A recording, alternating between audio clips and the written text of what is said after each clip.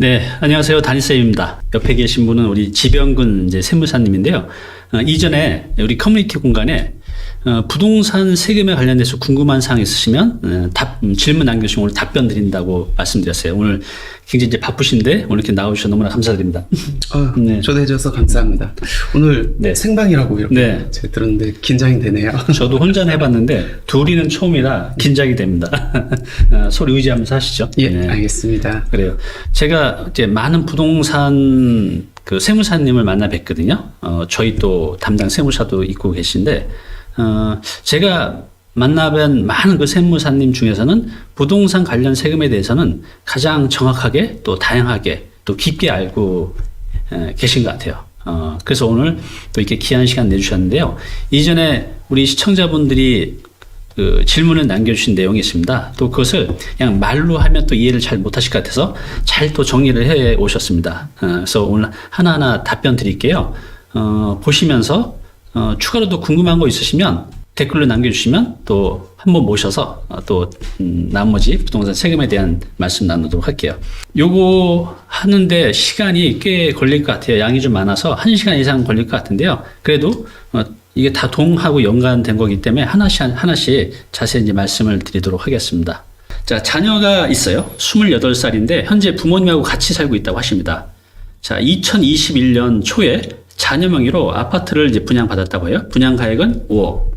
자, 부모님이 현재 2주택 상태라 분양받은 아파트가 준공이 되면 그 12%, 그러니까 조정대상지에서 이제 세 번째 주택. 네, 그럼 12%잖아요.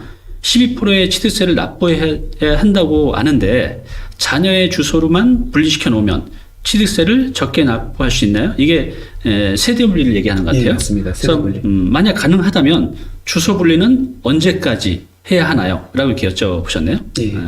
그러니까 부모님이 요 케이스거든요. 한번 네. 볼까요? 아버지가 한 채 갖고 있고 네. 어머니가 이제 한 채 갖고 있는 상황에서 네. 같이 살고 있는 자녀가 이번에 아파트를 분양을 받았어요. 그럼 그 분양받은 아파트는 나중에 완공이 되면 취득세를 내야 되는데 네.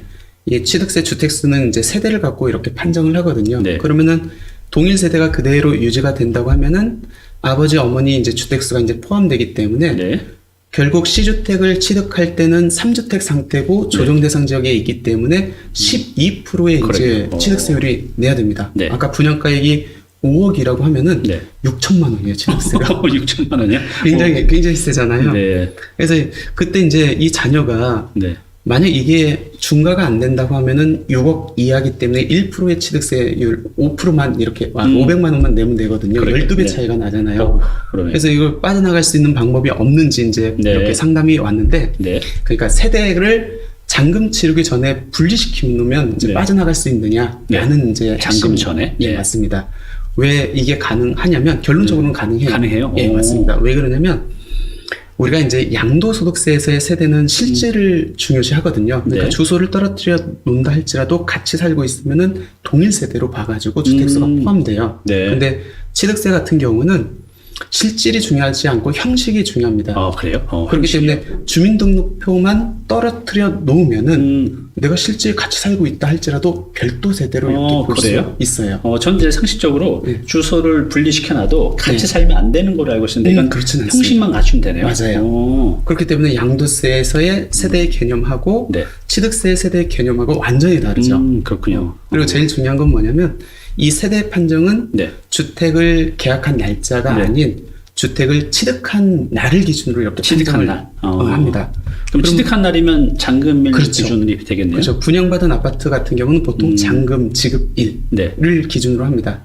그럼 여기 같은 아까 그 질문 같은 경우에는 네. 계약일을 기준으로 하면은 계약 당시에는 3주택이니까 네. 12%의 취득세율이 적용될 수 있잖아요. 네. 근데 취득세에서는 계약일을 기준으로 주택수 판정을 하는 게 아니고 네. 그다음에 취득일을 기준으로 한다. 그러면 취득일 현재 세대가 분리되어 있다고 하면은 그럼 자녀 입장에서 독립세대 하나의 세대가 네. 돼가지고 네. 그 세대를 기준으로 봤었을 때는 주택이 세 채가 아니고 한 채네요. 네. 그러면 1에서 3%의 기본 세율이 적용될 수 있다는 거죠. 그렇군요. 분양가액이 6억 원 이하이기 때문에 1%의 취득세율이 적용 가능하다는 얘기가 나옵니다. 이런 경우도 정말 많은 것 같아요. 저 상담 굉장히 오신 분도 이런 경우가 굉장히 많이 있는데 이럴 때는 이제 세대 분리 요건이 된다고 하면 또 요건도 그렇죠. 갖춰져야 되잖아요. 자녀가. 요 질문하신 분의 또 하나의 핵심 뭐냐면 네. 자녀가 28살이래요. 네. 그러니까 30세가 넘으면은 전혀 문제될 게 없는데 네. 그러니까 아직 그 30세 미만에 아직 결혼 안 한 자녀는 네. 그럼 다 세대만 분리시켜 놓으면 다 될 거 아니에요. 네. 세대 분리시켜 놓고 주택 사면은 다른 주택이 없다고 하면은 네. 다 기본 세율이 적용받겠네요. 그래서 이제 취득세법에서는 네. 배우자하고 이제 결혼 안 한 30세 미만의 자녀는 설령 세대를 분리시켜 놓는다 할지라도 아까 네. 형식이 중요하다고 했잖아요. 네. 그렇다 할지라도 같은 세대로 보도록 규정되어 있습니다. 그러면 네. 아까 질문하신 분은 28살이에요. 네. 그러면 세대 분리한다 할지라도 별도 세대를 볼 수 없다는 그러게요. 거예요. 근데 예외가 그 30세 미만의 자녀가 소득이 있으면은 인정을 해주겠다. 소득이 있으면 예. 어느 정도 돼야 되죠? 소득은 월 기준으로 해서 73만 원인데 왜 73만 원이 나왔냐면 네. 이 중위소득이 40% 이상 소득이 있어야 된다고 규정하고 있어요. 그 네. 중위소득이 우리가 이제 한 180만 원인가 네. 이렇게 되거든요. 그 외에 40%였기 때문에 73만 원입니다. 작년에는 이 금액이 한 70만 원 정도 됐는데 좀 올해 늘었네요. 조금 올랐어요. 이건 아르바이트도 상관없는 건가요? 상관없어요. 그래요? 근데 여기에서 조금 주의하셔야 될 게 네. 여기서 말하는 소득이 일시우발적 소득은 인정을 안 하고 네. 이제 계속 반복적으로 발생하는 소득 그거를 갖고 이제 판정을 한다라고 이렇게 보시면 될 것 네. 같고 실무적으로는 아마 우리가 이제 취득세 신고할 때 네. 30대 미만의 자녀는 이제 소득을 입증해야 될 거 아니에요. 네. 주소도 분리시켜 놓고 그리고 소득 입증을 해야 되기 때문에 지방자치단체에서 이제 소득금액 증명원이라는 네. 그 세무서에서 발급하는 민원 서류를 이제 제출하도록 이렇게 하고 있습니다. 그래요. 그럼 제가 한번 이게 너무 복잡해서 제가 다시 들은 걸 한번 정리를 해볼게요. 예, 일단은 그 취득일 전까지만 세대 분리를 해놓으면 된다. 그러니까 이게 맞습니다. 형식만 갖추면 되니까 예. 주소 해놓고 같이 살아도 상관없다. 예 맞아요. 그런데 이제 여기서 또 우리가 주의 있게 볼 것은 세대 분리 요건을 갖췄느냐. 그렇죠. 보통 이제 우리가 30살 이상이어야 되는데 30살 미만이라고 해도 방금 말씀하신 대로 그 소득이 있으면 예. 중위 소득의 40% 그러니까 지금 기준으로 한 73만 원 정도 수준이 있으면 세대 분리 요건으로 해서 인정받을 수 있다. 맞습니다. 그리고 아까 이제 취득일이 전 이제 좀 헷갈렸는데 예. 취득일이라고 하는 건 계약일이 아니라 소유권 이전 그렇죠. 내지는 잔금일. 예, 맞아요. 요 기준이니까 요걸 기준으로 이제 생각하시면 될 것 같아요. 그러니까 분양받고 소득 요건이 충족된다고 하면은 잔금 치르기 전에 주소만 분리시켜 놓는다고 하면은 요 자녀 입장에서 독립세대로 인정돼가지고 본인 것만 주택을 갖고 판정을 한다는 거죠. 요걸 해내느냐 못하느냐에 따라서 막 세금이 10배 이상 차이가 나네요. 아까 12배. 12배 엄청나요. 500만 원이 이제 거의 6천만 원이 될 수 있으니까요. 상당히 크죠. 이걸 몰라서 못하는 분들도 정말 많이 뵀어요. 그러니까 세법이라는 게 그런 것 같아요. 그러니까 세법뿐만 아니라 모든 법이 네. 알면 쉬운데 이제 모르면 그냥 당하는 게 많죠. 이걸 좀 나라에서 알아서 이렇게 좀 잘 알려주면 좋은데 알아서 챙겨야 되죠 이거는. 맞습니다. 맞아요. 또 자기 재산 자기가 챙겨야 그죠. 됩니다. 네. 그래서 우리가 공부를 해야 돼요. 좀 어렵고 귀찮지만 공부를 해야 됩니다. 오늘 이거 말고도 여러분들이 모르면 정말 큰일 날 손해를 볼 수 있는 것들이 많이 있으니까요. 꼭 한번 끝까지 보시기 바랍니다. 그럼 이제 이 30세 미만 자녀 세대 판정 요건에 이제 나이가 30세 미만 이상이 되는데 미만이라도 결혼이나 아니면 소득이 있으면 된다는 거죠. 맞습니다. 예. 그러면 결혼했다가 이혼하면 어떻게 되는 거죠? 그것도 상관없네. 결혼했다가 이혼해도 그건 상관없어요. 그래요. 네. 맞아요. 그래요. 그래서 이제 지금 보신 것처럼 이런 상황에 해당되신 분이 의외로 많이 있으니까 이거를 잘 한번 다시 보세요. 요거는 일단 형식만 갖추면 된다. 그러니까 취득일 전에 세대 분리를 해놓으면 되는데 취득일은 잔금일, 즉 소유권 이전 기준일입니다. 그리고 세대 분리 요건 아무나 다 되는 게 아니라 세대 분리 요건을 이 자녀가 갖춰야 돼요. 기본적으로 이제 30세 이상이어야 되는데 그렇죠. 30세 이상이면 상관없는데 내가 안 됐다. 그러면 소득이 있으면 된다. 그러니까 주위 소득의 40%니까 약 73만 원. 근데 이게 일시 한정적이 아니라 좀 지속적으로 그렇죠. 계속 반복적으로 나와야 되고 또 30살이 안 돼도 결혼을 했었으면 된다. 네, 가능합니다. 또 결혼했다가 다시 돌아와도 상관없다. 네. 라는 거죠. 네, 그래요. 이런 경우도 정말 많으실 것 같아요. 네, 많아요. 자, 어렵죠. 저 지금 이게 두 개 했는데 머리가 지금 열이 나고 있습니다. 자, 남편 명의로 2주택을 보유하고 있다고 합니다. 종합부동산세가 너무 부담이 돼서 이 두 개의 주택 중에 한 주택을 부인에게 이제 증여를 하려고 하는데 이때 부인이 납부해야 할 취득세, 증여 취득도 취득세를 내야 되는 그렇죠. 거죠. 맞습니다. 어떻게 되나요, 이런 경우는? 그러니까 우리가 이제 돈 주고 산 거, 그러니까 유상취득이라고 하거든요. 네. 유상취득세, 유상으로 취득했을 때만 취득세를 내는 게 아니고, 네. 그러니까 공짜로 받았을 때, 그러니까 증여로 받았을 때도 취득세를 내야 되는데, 일반적으로 우리가 주택을 증여받았을 때 내야 되는 취득세율은 3.5%예요. 일반적으로요. 네. 아까 유상으로 취득할 때처럼 이 무상으로 취득할 때, 증여로 취득했을 때도 네. 12%의 중과세율을 적용하겠다는 오. 겁니다. 굉장히 센 거죠. 엄청 세죠. 4배 정도 이렇게 오르는 거죠. 이게 이제 이번에 바뀐 예, 것들이죠, 맞습니다. 최근에. 네. 예, 맞아요. 당초에는 이제 돈 주고 샀을 때만 취득세를 중과하려고 했는데, 이제 안 사고 이제 부모님한테 증여로 나가다 보니까 이제 증여 쪽도 이제 막아놓은 겁니다. 거네요. 근데 이렇게 이제 12%의 중과 취득세를 이렇게 적용받으려면은 네. 두 가지 요건을 충족을 해야 돼요. 그러니까 증여했다고 해서 무조건 다 12%가 적용되는 건 아니고, 네. 내가 증여 받으려고 하는 주택이 조정 대상 지역에 있고, 네. 두 번째는 증여 당시 이제 주택 공시 가격이 3억 원 이상이어야 됩니다. 3억 원 이상이요. 예. 그럼 거꾸로 얘기하면 비조정 대상 지역에 소지한 주택은 뭐 주택 공시 가격에 상관없이 이제 3.5%의 낮은 그러네요. 그 취득세율이 적용되고, 조정 대상 지역에 있다 할지라도 주택 공시 가격이 3억 원에 미달하면은 네. 또 3.5%의 기본 세율을 적용받을 수 있겠죠. 그러니까 두 가지 요건, 조정 대상 지역에 있으면서 주택 공시 가격이 3억 원이 이상일 때만 증여로 취득했었을 때 12%의 취득세율이 적용된다라고 그러니까 이렇게 보시면 그렇군요. 그러니까 증여 취득을 했다 해서 무조건 12%를 다 내는 게 아니라 그렇죠. 이 두 가지 요건, 조정 대상에 있는 주택일 거, 없으면 상관없다는 거죠. 그렇죠. 또 공시 가격이 3억 이하면 상관없다는 거. 근데 예, 이제 조정 대상 지역에 있으면서 주택 공시 가격이 3억이 넘으면 중과세율 12%를 내게 된다는 거죠. 예, 맞아요. 어휴. 근데 유일한 예외가 있어요. 그래요? 예, 유일한 예외가 뭐냐면 조정 대상 지역에 있으면서 주택 공시 가격이 3억 원 이상입니다. 그럼 네. 12%가 적용돼야 되는데 네. 이때 유일한 예외가 뭐냐면 주는 사람, 네. 그러니까 증여자겠죠. 네. 주는 사람 입장에서 1세대 1주택자에 해당하면은 네. 받는 사람이 주택이 몇 채 있는지 상관없이 아까 중과세율을 적용을 안 하겠다는 그래요? 겁니다. 또 이런 것도 있군요. 예, 예. 그러니까 주는 사람이 중요하겠죠. 그러네요. 1세대 1주택자 상태에서 주는지 다주택자 상태에서 주는지 그거에 따라서 이제 취득세율이 달라질 수 있다는 그래요. 겁니다. 근데 부모가 이렇게 주고 나면 집도 없는데 주면 안 될 것 같은데. 그렇죠. 거의 대부분은 이제 다주택자가 이렇게 주겠죠. 그렇기 네. 때문에 예외가 적용받기는 그러게 이런 힘든 건 경우는 사실입니다. 많이 없겠네요. 어쨌든 간에 부모가 주택이 1주택이면 그럼에도 불구하고 이제 취득세, 중과세율이 없다는 거. 네, 예, 이런 맞습니다. 얘기가 있네요. 그럼 질문자 한번 내용 한번 볼까요? 네. 남편 명의로 이제 두 개의 주택을 가지고 있어요. 네. 그 중에서 이제 두 개의 주택을 갖고 있다 보니까 종합부동산세가 본인 명의로 합산돼서 과세가 되다 보니까 세금이 엄청 많겠죠.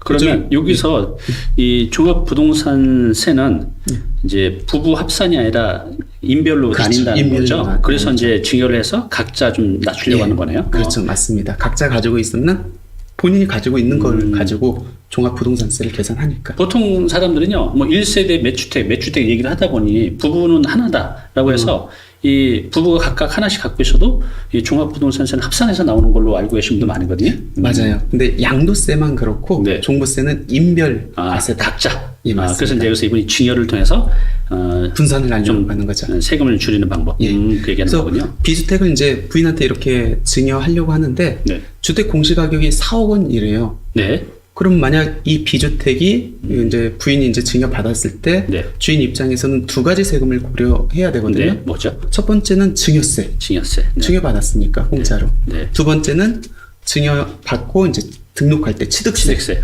예. 근데 증여세는 배우자 간에는 6억까지가 이제 배우자 공제 적용돼가지고 세금이 없잖아요. 네. 근데 다행히도 이 주택은 시가가 6억 원이래요. 그러면 6억 받아도 배우자 공제 6억 원이 적용되기 때문에 나는 이제 증여세는 낼 게 없습니다. 그 배우자 공제에서는 공시가격이 아니라 이제 시가 기준이라는 거죠. 증여는 무조건 시세를 갖고 판정을 한다. 그래서 이제 부부간에는 6억 10년 단위로 이제 6억까지는 증여세가 없다. 맞습니다. 라는 거죠. 그래서 이제 증여세는 안 내도 되겠네요, 그러면. 그렇죠. 그러면 이제 증여세 제끼고 네. 취득세 한번 보면은 네. 주택 공시가격이 4억 원이에요. 네. 근데 만약 이 비주택이 비조정 대상 지역에 있다라고 하면은 네. 어차피 비조정 대상이 있으면은 3억 이상이어도 네. 아까 취득세율이 중과가 안 되잖아요. 그렇죠. 네. 그러면 3.5%니까 네. 그 1,400만 원을 취득세를 납부하면 됩니다. 네. 그러니까 재밌는 게 아까 증여세는 시세를 갖고 세금을 부과한다고 했잖아요. 네. 취득세는 이게 무상으로 받는 거기 때문에 거래 금액이 없잖아요. 그러게요. 그렇기 때문에 시세를 갖고 취득세를 부과하는 건 아니고 주택 공시가격. 그래요. 예, 그걸 갖고 이제 부과를 좀 합니다. 낮아질 수가 있겠네요. 그렇죠. 그냥 적용되는 세율 적용 과세 표준이라고 하는데 그 금액은 좀 낮아지겠죠. 그러게요. 네. 만약 근데 비주택이 조정 대상 지역에 있다 하면 얘기는 달라지죠. 네. 그럼 아까 12% 중과되는 요건을 다 갖췄네요. 네. 조정 대상 지역이 있고 네.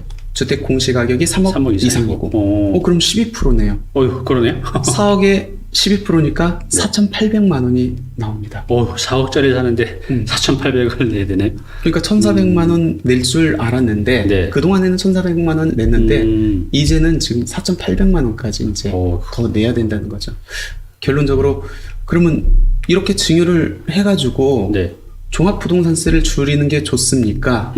아니면은 뭐 그냥 취득세가 너무 세기 때문에 그냥 가지고 있는 게 이제 좋습니까? 네. 이건 또 다른 문제. 그러게네요. 이걸 한번 시뮬레이션 해봐야겠네요. 맞습니다. 내가 이제 예를 들어서 뭐 1년, 2년, 3년 동안 갖고 있는 종합부동산세하고 네. 이렇게 해서 이제 부부가 나눠 가질 때 여기서 나온 이제 취득세 4,800만 원. 예. 이제 이럴 때 이제 어떤 게 더 좋을지는 좀 이렇게 시뮬레이션을 해봐야 될 것 같아요. 맞아요. 다양하게. 또 이 증여한 주택을 또 언제 팔 건지 그거에 맞아요. 따라 또 달라지겠죠. 그래요. 그래서 이제 요거는 부부간에 이거를 언제 팔지 또 어떻게 할지를 좀 정한 다음에 그렇죠. 그다음에 종합부동산세가 나오는 금액 또 증여를 통해서 이 생기는 취득세 어떤 게 더 좋을지 이건 세무사님하고만 상담을 해보셔야 될 것 같아요. 그죠? 예, 맞습니다.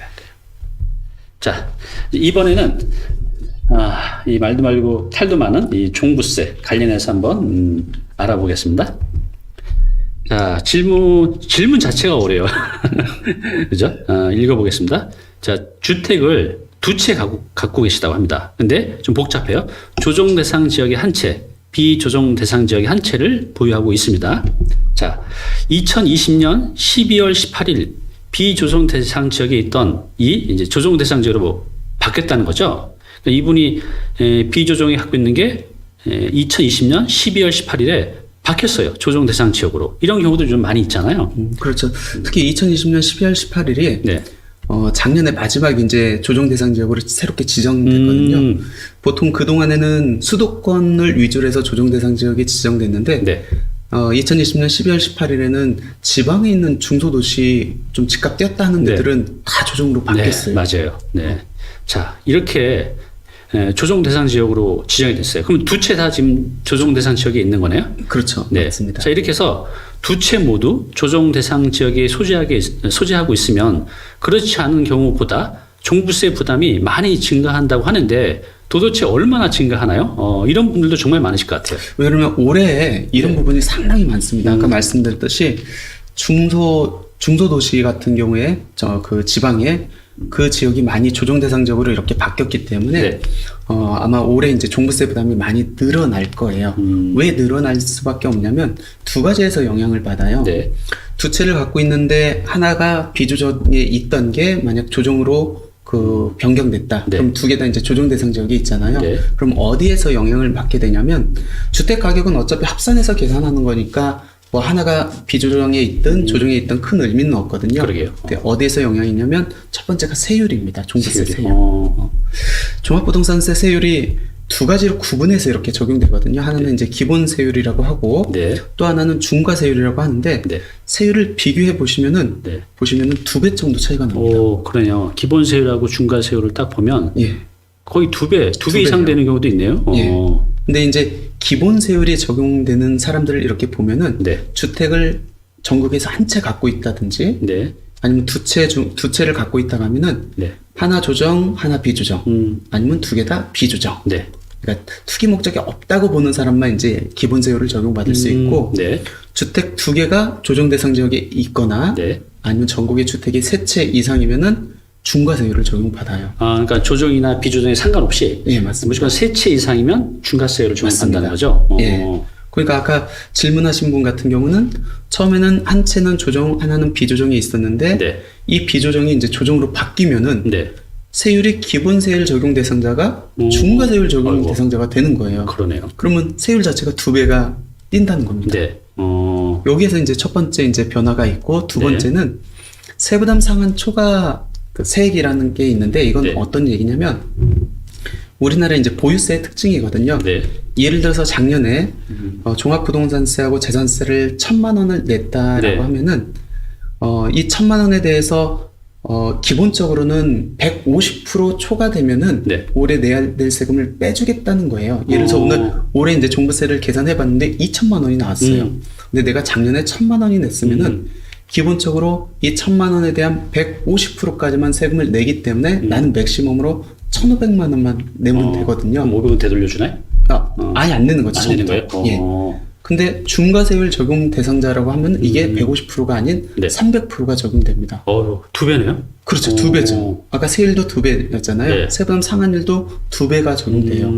그러면 세율도 중과되고 네. 그 다음에 세부담 상한율도 300%가 적용되면 네. 종부세 부담 자체가 배 이상 뛴다는 겁니다. 그렇게 되면 지금 이제 저도 이거는 들었었어요 이전에. 예. 이 150%. 그러면 아무리 많이 올라봤자 뭐 150%야 하는데 예. 이게 이제 2배로 늘어서 예전에 1,000만 원을 내고 있다가 3,000만 원이 되면 그 3,000만 원을 다 내야 되는 거잖아요. 맞습니다. 근데 이제 기본세율 적용 대상자는 내가 1,000만 원 갖고 있다가 그 다음에 3,000만 원이 돼도 1,500까지만 내면 되는 거잖아요. 맞습니다. 근데 이게 이제 300%까지 올라갔네요. 예, 상환율이. 맞습니다. 그러니까 두 채가 모두 조정 대상 지역이 있으면 이제 300%가 적용되는 거고 네. 두 채 중에서 한 채라도 비조정이 담고 있으면은 기본세율. 예, 해서 150%가 적용되는 거고. 그것도 굉장히 크네요. 엄청 차이가 나죠. 그래서 아까 이제 질문하신 분 내용 정리해 보면은 네. 두 채를 갖고 있었는데 2020년 12월 18일 날 그 비주택이 비조정 대상 지역에서 조정 대상 지역으로 네. 바뀌었대요. 네. 그러면은 우리가 종합부동산세는 항상 6월 1일을 갖고 네. 세금을 부과하잖아요. 네. 그러면 2020년도 종합부동산세 6월 1일 날에는 네. 얘가 아까 바뀌기 전이기 때문에 네. 그때는 한 채는 조정, 한 채는 비조정이 있었겠네요. 네. 그러면은 세율은 기본 세율의 150%가 적용됐었는데 네. 2020년 12월 18일 날 비주택이 비조정에서 조정으로 바뀌었기 때문에 2021년 올해 종합부동산세는 세율이 중과세율이 적용되고 그러게요. 300%가 적용됩니다. 확 달라지네요. 네. 이게 실제 수치를 갖고 한번 계산을 해보면은 네. 직접 와닿을 거예요. 네. 예를 들어서 하나가 8억이고 네. 주택 공시가격이 하나가 6억이라고 가정을 해볼게요. 네. 이 6억짜리가 비조정에 있을 때 있었는데 이제 조정으로 바뀌었다고 가정을 해볼게요. 네. 그러면 종합부동산세는 개인별로 이제 공시가격을 합하니까 14억이고 네. 6억 초과분에 대해서 세금을 부과하잖아요. 네. 그럼 6억 초과분이 이제 8억 원이겠네요. 네. 근데 2020년도에는 하나는 조정, 하나는 비조정에 있었기 때문에 세율이 기본 세율, 네. 세부담 상환율이 150%가 적용됩니다. 네. 그럼 세금을 계산해 보면은 농어촌 특별세까지 포함해서 560만 원을 내야 되거든요. 네네. 농어촌 특별세는 우리가 종부세의 20%를 이제 추가적으로 내는 세금이에요. 네. 20%요? 예, 맞습니다. 근데 2021년도에는 얘기가 달라지죠. 네. 공시 가격이 똑같이 간다 할지라도 네. 어디서 달라지면 세율이 이제 중과세율이 적용되고 세부담 상환율이 300%가 적용되기 때문에 세금이 1,260만 원이 나와요. 어이고. 배가 뛰어요. 2배 이상이 정도 되네. 나옵니다. 어이고. 그러니까 아마 올해 네. 작년에 이제 중소도시 대부분의 지역들이 이제 비조정에서 조정으로 바뀌었기 때문에 네. 아마 올해 이제 종부세 고지서가 나가면은 네. 굉장히 큰 타격들이 있을 거예요. 종부세가 막 10%만 올라도 진짜 막 그렇죠. 부담이 되는데 이게 2배 이상 되면 많은 분들이 큰 부담을 느끼시겠어요. 맞습니다. 그렇군요. 네. 하여튼 이런 부분들도 여러분들이 잘 판단해서 이렇게 되면 종부세를 직장인들을 보면 상당히 빠듯하잖아요. 그렇죠. 이거 세금 못 내서 대출 받아서 내는 분도 계실 것 같아요. 진짜 그럴 것 같습니다. 그러니까 월세를 받으면 월세를 모았다가 이제 종부세를 내야 되는 입장이고 전세 주고 있으면 대출 받는 수밖에 없어요. 네, 아유 참 그러네요. 알겠습니다. 자, 복잡해요. 뭐 지금 이제 이거 말고도 수없이 많은 것들이 사례가 있는데 가능한 오늘 이제 많은 것들을 이제 말씀드릴게요. 지금 여기 질문하는 내용 중에 분명히 여러분도 하나 또 그 이상은 꼭 걸쳐 있는 게 있을 거예요. 나의 상황에. 그러니까 어떻게 해야 될지 이 영상을 보시면서 이제 판단해 보시기 바랍니다. 목마르신들 커피 한 잔 드실까요? 예. 저도 목이 잠기네요. 자, 또 질문입니다. 지금 이제 뭐 하고 있냐면 종부세 관련된 얘기를 하고 있는 거예요. 자, 현재 주택을 단독 명의로 남편이 세 채를 보유하고 있다고 합니다. 많이 갖고 계시네요. 자, 종합부동산세 부담이 커서 부인에게 일부 주택을 증여하려고 하는데 어떤 주택을 증여하는 것이 세금 부담 측면에서 제일 좋은가요? 라고 이제 말씀하셨어요. 네. 이렇게 사례를 한번 만들어 봤거든요. 네. 종부세는 아까 인별로 세대 간이 인별로 이렇게 과세한다고 했잖아요. 다시 한번 하면 양도세는 부부 합산인데 예. 종합부동산세는 각자 계산한다는 맞습니다. 거죠. 네. 그러니까 남편이 세 채를 갖고 있으니까 당연히 세 채를 합해서 이제 종합부동산세가 부과가 되겠네요. 네. 근데 그 주택이 하나는 10억, 하나는 5억, 하나는 5억 이렇게 네. 가정해 볼게요. 주택 공시가격이. 공시가격이요. 네. 그리고 이제 하나는 조정 대상 지역에 있고 두 개는 이제 비조정 대상 네. 지역에 있다고 가정해 보면은 네. 아까 주택이 전국에 세 채가 있으면은 어디에 소재하고 있는지 여부에 불문하고 네. 중과세율도 적용되고 세부담 상한율도 300%가 적용되기 그러게요. 때문에 세부담이 굉장히 크게 증가한다고 했잖아요. 그런 경우네요, 지금. 예. 네. 그래서 남편이 이제 종부세가 너무 부담되니까 네. 일부를 이제 배우자한테 증여하려고 하는 거예요. 네. 인별과세니까 쪼개면은 더 낫지 않겠느냐. 두 가지 방법을 모색을 한대요. 첫 번째는 어차피 n분의 1씩 쪼개는 게 제일 좋지 않겠느냐라고 네. 해가지고 A, B, C 주택의 50%를 그냥 배우자한테 증여하는 생각입니다. 그러니까 이 주택 A, B, C를 각각 50%씩 증여. 예, 맞습니다. 그렇게 되면 이제 종부세가 어떻게 되냐면 남편 입장에서는 전체 그 주택 공시가격이 20억이었는데 네. 50%를 줬으니까 10억 10억이 되네. 되겠네요. 네. 그러면 10억 중이니까 6억 초과되는 4억에 대해서 이제 종부세가 이제 부과가 되겠죠. 네. 근데 세율을 생각을 해보면은 네. 주택 같은 경우는 이제 공동으로 소유하고 있다 할지라도 네. 종합부동산세를 계산할 때는 한 채로 보거든요. 그러면 남편 입장에서는 A, B, C에 각각 50% 지분을 갖고 있기 때문에 네. 세 채를 갖고 있는 결과네요. 그러네요. 예, 그러면 세율이 중과세율이 적용돼요. 의미가 없네요, 그럼 이거는. 그렇죠. 그렇게 하는 거는. 그러니까 단순히 주택 공시 가격만 n분의 1 하는 그러네요. 효과밖에 없습니다. 세율하고 세부담 상한율은 뭐 달라지는 건 없겠죠. 네네. 그 배우자도 똑같겠죠, 남편하고. n분의 1씩 갖고 50%를 갖고 있으니까. 네. 근데 또 다른 방법으로 어차피 10억을 배우자한테 증여하는 거 그냥 A주택 한 채만 증여하면 네. 어떻게 되겠느냐라는 질문이에요. 네. 만약 남편이 이제 그러면 BC 주택만 갖고 있고 네. 배우자가 이제 A주택만 갖고 있는 결과가 되겠네요. 네. 그럼 남편 입장에서는 B주택하고 C주택을 합해가지고 10억에 대해서 이제 종합부동산세를 과세를 합니다. 네. 전에 본 사례하고 뭐 달라진 건 없겠죠. 네. 근데 세율이 달라져요. 왜 어떻게 그러냐면 달라지죠? 두 채인데 이 두 채가 다 비조정 대상 지역에 소재하고 있는 그러네. 네. 그럼 두 채 중에서 하나라도 비조정이 있으면은 일반 세율이 적용된다고 네네. 했잖아요. 세부담 상한율이 150%가 적용된다고 했잖아요. 네. 과세 기준 금액은 공시 가격은 똑같다 할지라도 적용되는 세율하고 세부담 상한율이 150%가 적용되기 때문에 세부담 차이가 납니다. 많이 나겠네요. 예. 이렇게 되면. 배우자 입장에서 한번 볼까요? 배우자는 A주택만 갖고 있는 결과네요. 네. 그러면 1주택만 소지하고 있으니까 조정 대상 지역이 있다 할지라도 일반 세율에 150% 세부담 상한율이 적용되겠네요. 그렇군요. 네. 그러니까 결론적으로 똑같이 10억을 줬는데 네. 종합부동산세에 미치는 영향은 어떤 주택을 증여하느냐에 따라서 네. 결과가 완전히 달라진다는 겁니다. 그러네요. 한번 수치를 갖고 한번 계산해 봤습니다. 네.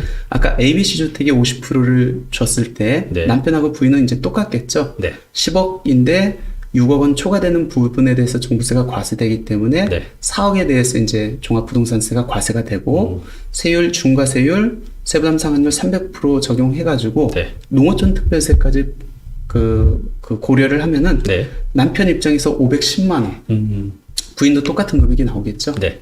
근데 남편이 BC 주택만 갖고 있고 A 주택만 부인한테 줬었을 때는 네. 남편은 똑같이 4억 원에 대해서 세금이 부과가 되는데 세율이 일반 세율에 세부담 상환율이 150%가 부과되기 때문에 네. 부담 자체가 220만 원으로 확 줍니다. 그러네요. 부인 입장에서는 180만 원. 이렇게 되면 그러면 종합적인 거 보면 한 600만 원 정도가 차이가 난다는 거죠. 절반 이하로 떨어지네요. 그렇죠. 그러니까 이제 여기서 우리가 잘 생각을 해야 될 것 같아요. 일단은 A, B, C를 갖고 그냥 50%씩 증여하는 건 의미가 없네요. 세 부담을 줄이는 거에. 그렇죠. 그리고 이제 줄 때 남편이 그럼 어떤 걸 증여하느냐. 어떤 주택을 그렇죠. 이렇게 여기 보면 이제 조정도 있고 비조정도 있으니까 그런 것들 잘 분배해서 해야겠네요. 근데 그렇죠. 하나를 주는데 남편이 둘 다 조정 대상 지역에 있으면 그럼 큰 의미가 그렇죠. 없죠. 의미가 없죠. 예. 그러니까 줄 때 조정 대상 지역에 있는 걸 주는 게 의미가 있겠네요. 예. 섞여 있다고 하면. 그러니까 주었었을 때 내가 세율 자체가 일반 세율이 적용될 수 있게 네. 그런 주택을 증여하면은 좀 더 효과적이죠. 그러니까 이제 요즘 이렇게 주택, 2주택, 3주택 갖고 계신 분들 굉장히 많이 있고 또 증여를 하시는 분도 많이 있는데 이럴 때 이제 어떻게 증여를 하느냐, 무엇을 주느냐, 또 어떻게 나누냐에 따라서 많이 달라지네요. 그래서 맞습니다. 지금 이제 증여 이렇게 계획이 있으신 분들은 요거 잘 이해하셨다가 잘 주셔야 됩니다. 어떤 걸 줄지 골라서. 네. 그러니까 등기를 다 끝내고 뭐 상담하시면 아무 의미가 그렇죠. 없어요. 네. 그러니까 증여하기 전에 네. 어떤 방법이 나한테 최적의 방법인지를 네. 먼저 시뮬레이션을 통해서 한번 계산해보고 네. 그리고 거기에 따라서 뭐 등기 절차를 네. 이렇게 이행하시는 게 낫지 않을까 생각됩니다. 그래요. 이건 이제 종합부동산세만 가지고 얘기를 하는 건데 또 뭐 나중에 판다든가 뭐 이런 이제 복합적인 그렇죠. 것들이 있기 때문에 맞아요. 그것까지 다 본인의 계획이 있으실 거 아니에요. 그래서 그런 것까지 해서 종합적으로 상담을 받으셔야 될 것 같아요. 그죠? 특히 이렇게 증여할 때 반드시 이제는 고려해야 될 세금이 네. 우리가 앞에서 살펴봤던 이제 취득세도. 취득세. 맞아. 취득세도 있군요. 취득세가 12%가 적용될 수 있으니까. 머리에 쥐가 어렵죠. 나려고 합니다. 그래서 이게 일반인들이 판단하다 보면 분명히 이건 한계가 있는 것 같아요. 네. 저도 이렇게 가끔 이렇게 들여보다 보는데도 이 판단이 안 되는데, 그래서 반드시 어떻게 한다 그랬죠? 여러분들이 취득이나 양도나 증여나 이런 거 하시기 전에 반드시 사전 상담을 받아서 어떻게 하는 게 세부담이 줄어드는지에 대해서 꼭 판단한 다음에 이제 결정을 하셔야 돼요. 왜냐하면 이게 1, 2%가 아니라 막 2배, 3배씩 차이가 나기 때문에 꼭 사전에 상담 받고 결정하시기 바랍니다. 네, 이제 또 질문. 지금 이제 종부세에 대한 이제 얘기입니다. 자, 이번 질문은요. 1주택을 남편께서 갖고 계세요. 남편과 부인 공동 소유네요. 2021년 기준 주택 공시 가격이 16억. 비싼 집을 갖고 있네요. 서울에 있는 아마 주택인 것 같아요. 그러게요. 15년을 이제 보유하고 있다고 합니다. 자, 2021년부터 공동명의 1주택자는 종합부동산세를 두 가지 방법 중에 유리한 방법으로 납부할 수 있다고 들었는데 어떤 방식으로 납부하는 것이 더 유리한가요? 이게 바뀌었나 봐요, 이렇게. 맞습니다. 그러니까 공동명의 1주택자는 네. 원칙적으로 종합부동산세를 부과할 때 어떻게 부과하냐면 인별과세잖아요. 네. 종부세는. 그러니까 예를 들어서 16억짜리니까 네. 궁극적으로는 남편 8억, 부인 8억 해가지고 6억 초과되는 2억에 대해서 각각 세금을 이렇게 부과하는 게 원칙이었거든요. 네. 근데 이제 올해 이제 바뀐 내용은 뭐냐면 부부 공동명의 1주택자는 각각 이렇게 계산하는 게 원칙인데 네. 둘 중에 한 사람이 하나의 주택을 갖고 있는 걸로 봐가지고 네. 1주택자에 대한 그러니까 종합부동산세 특례를 적용하겠다는 겁니다. 네. 그 특례는 뭐냐면 만약 주택을 한 사람이 갖고 있다고 하면은 네. 우리가 이제 종부세에서 어떤 게 달라지냐면 네. 첫 번째는 아까 과세 기준 금액이 6억 원이 적용된다고 했잖아요. 네. 기본적으로. 네. 그게 이제 3억 원이 얹어져 가지고 9억 원이 적용됩니다. 9억 원. 네. 그리고 내야 될 세금에 대해서 그 산정이 됐었을 때 여기에 대해서 이 1주택자가 나이가 많거나 이 주택을 오랫동안 보유했으면은 네. 세액공제라는 굉장히 큰 혜택을 줘요. 그래요. 예. 그러니까 그 원칙을 갖고 종부세를 부과받든지 네. 아니면 공동명의 1주택자에 대한 특례를 적용받든지 이제 선택할 수 있게 그러니까 선택의 폭을 넓혀줬죠. 그러니까 내가 유리한 대로 세금을 난 이렇게 내겠습니다. 선택할 수 맞습니다. 있는 거예요? 맞아요. 그래요? 그러니까 그동안은 선택할 수 없고 무조건 n분의 1씩 해가지고 6억 초과되는 부분에 대해서 종합부동산세를 부과를 했는데 올해부터 이제 선택할 수 있다는 겁니다. 그래요? 이게 경우에 따라서는 금액이 차이가 많이 날 때도 있나요? 맞습니다. 그래요? 그럼 결론적으로 두 가지 방법이잖아요. 네. 주택을 뭐 n분의 1씩 해서 하는 거하고 한 사람이 그 소유하고 있는 걸로 해가지고 네. 9억 원 적용받고 세액공제 받는 방법인데 어떤 게 유리할까요? 글쎄요. 생각하기 싫은데요. 머리가 아파서. 만약 한 채니까 주택 공시가격이 만약 12억 원 이하라면 네. 그러면 n분의 1씩 쪼개도 어차피 6억 원 이하니까 네. 그러면 원칙이 더 유리하겠죠. 어차피 6억 원 미달하니까. 네. 근데 주택 공시가격이 12억 원이 넘고 그리고 이 주택을 오랫동안 보유했거나 네. 아니면 소유자가 나이가 많다고 하면은 오히려 아까 특례가 네. 더 유리할 수 있거든요. 근데 이건 개인마다 다 달라요. 그렇죠. 네. 왜 그러냐면 나이가 다 다를 수 있고 보유한 기간이 다 다를 수 있기 때문에 네. 그래서 결론적으로는 계산해 보는 수밖에 없어요. 그러네요. 네. 그래서 한번 제가 계산을 해봤습니다. 네. 아까 1주택을 남편과 부인이 공동 명의로 이렇게 소유하고 있는 경우입니다. 네. 딱 한 채 갖고 있어야 됩니다. 뭐 두 채 이상이면은 이 특례가 적용될 여지는 그렇죠. 없고요. 네. 그래서 첫 번째는 개인별 과세 방식, 오리지널 방식의 원칙. 네. 그럼 16억이기 때문에 남편과 부인이 50대 50으로 나누면 이제 8억 원 적용되겠네요. 근데 과세 기준 금액이 이때는 개인별로 하기 때문에 6억 원이 적용되겠죠. 네.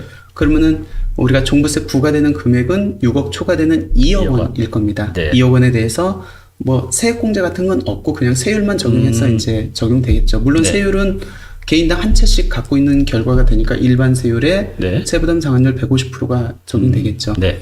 개인당 한 82만 원 정도, 둘이 합하면은 한 160만 원 정도 이렇게 나오는 것 같아요. 그러네요.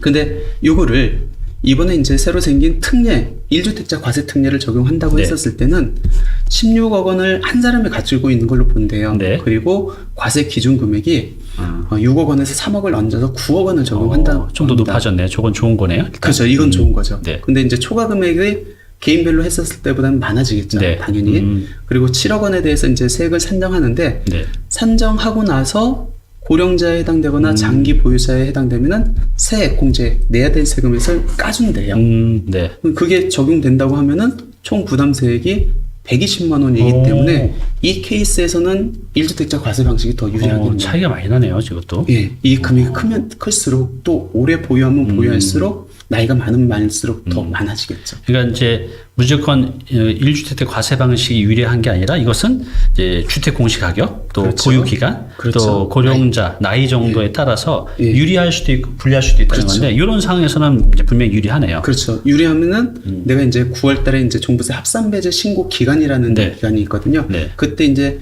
나 1주택자 과세 방식 선택할래? 그래서 이제 특례 적용 신청서를 이렇게 제출하면 됩니다. 신청 안 하면 어떻게 되죠? 그러면 원칙으로 가는 거죠. 원칙으로 무조건 내 권리를 주장을 해야 되네요. 그렇죠. 그러니까 한번 계산해 보는 수밖에 없어요. 네. 그러니까 공동 명의로 1주택자를 그 소유하고 있는 분들은 올해부터 개인별 과세 방식이 유리한지 네. 1주택자 과세 방식이 유리한지 한번 비교를 해가지고 본인한테 더 유리한 방법을 취하면 될 것 같고 어제 뉴스에 보니까 네. 우리가 종합부동산세에서 1세대 1주택자는 아까 그 9억 원 적용한다고 했잖아요. 네. 그 금액이 이제 그동안 뭐 2%를 적용한다 뭐 전체 금액에서 그렇죠. 2% 이렇게 했는데 상위 어제 2%? 보니까 네. 그 기준 금액 플러스 5억 원으로 확정을 했더라고요. 네. 그러면은 기준 금액이 우리가 6억 원이었으니까 5억 원 초과되는 이제 11억 원이 적용되니까 더 1주택자 과세 방식은 더 유리하게 그러게요. 되겠죠. 이렇게 그걸 적용하게 되면 더 싸지겠네요. 예, 맞습니다. 그래서 지금 이런 상황에 있는 분들도 이 종부세는 매년 내는 거잖아요. 그렇죠. 매년 그래서 내야 되죠. 어떤 방식이 유리한지 혼자 계산하기 굉장히 복잡하실 거예요. 꼭 세무사님하고 어떤 게 유리한지 한번 시뮬레이션을 해보시고요. 또 내가 이거 또 언제 파느냐. 또 이것도 같이 맞아요. 고려를 하셔야 돼요. 네, 그죠? 맞습니다. 이건 종부세만 얘기하는 거고, 내가 이거 목적이 뭐 내년에 파느냐, 10년 뒤에 파느냐에 따라서 결정이 또 달라질 것 같아요. 그래서 맞습니다. 판단해서 꼭 결정 잘 하시기 바랍니다. 네, 이제는 이제 양도세에 관련해요. 여러분들이 가장 두려워하시는 거죠.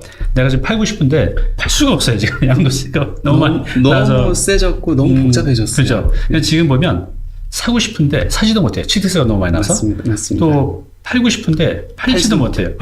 맞아요. 또 갖고 있자니 종부세가 너무 많이 나와요. 그러니까 이러지도 못하고 저러지도 못하고 있는 상황인데 그런 분들이 굉장히 많으실 거예요. 그래도 그 상황에서 우리가 방법은 있잖아요. 그래서 찾아서 세금을 절세할 수 있는 방법 한번 또 보겠습니다.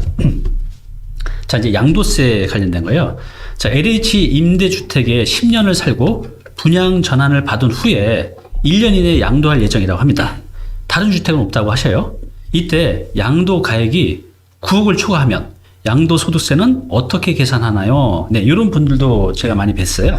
최근에 이제 건설임대주택이죠. 건설임대주택이 이제 분양 전환하고 네. 그렇게 되면 어떤 특례가 주어지거든요. 그러니까 분양 전환하고 바로 이제 팔았을 때 네. 이외적으로 이제 비과세되는 특례가 있는데 그래요. 그때 그 주택의 양도가액이 9억 원이 초과됐었을 때 이제 어떻게 되느냐 이제 그 질문이에요. 네. 최근에 제가 요런 질문 한 꽤 많이 이렇게 질문받은 경우가 이제 기억이 납니다. 왜냐면 집값도 다 올랐기 때문에 9억 초과하는 그렇죠. 것도 많이 있으실 것 그렇죠. 같아요. 예전에는 그냥 전체 다가 비과세되니까 뭐 전혀 고려 안 해도 됐는데 네. 지금 이제 9억 초과되는 게 워낙 많다 보니까 그러게요. 이제 이 부분이 이제 좀 민감하게 이제 접근되는 것 같아요. 그래요. 우리가 이제 양도세에서 가장 큰 혜택은 아무래도 1세대 1주택 비과세예요. 네. 그러니까 세금을 안 내는 거잖아요. 네. 근데 그 비과세가 이제 요건 충족을 해야 되는데 그 요건이 크게 네 가지로 이렇게 구분되거든요. 네. 그러니까 세대 요건 1세대가 네. 주택 요건 1주택을 네. 보유 요건 2년 이상 보유 2년 이상 보유. 예, 네. 그리고 거주 요건 2년 이상 거주하고 팔았을 때는 양도가액 9억 원까지는 세금을 안 낸다라는 게 이제 비과세인데 네. 이 중에서 이제 거주 요건은 모든 주택에 대해서 다 적용되는 건 아니고 네. 2017년 8월 3일 이후에 조정 대상 지역에 소재하고 있는 주택을 취득하는 경우만 적용되거든요. 그러니까 이건 이제 뭐 적용되는 사람이 있고 그러겠네요. 안 되는 사람도 있겠죠. 조정 대상이 지이냐 아니냐 또 그렇죠. 언제 치느냐에 따라서 좀 달라지네요. 맞습니다. 네. 예. 근데 이 네 가지 요건 중에서 네.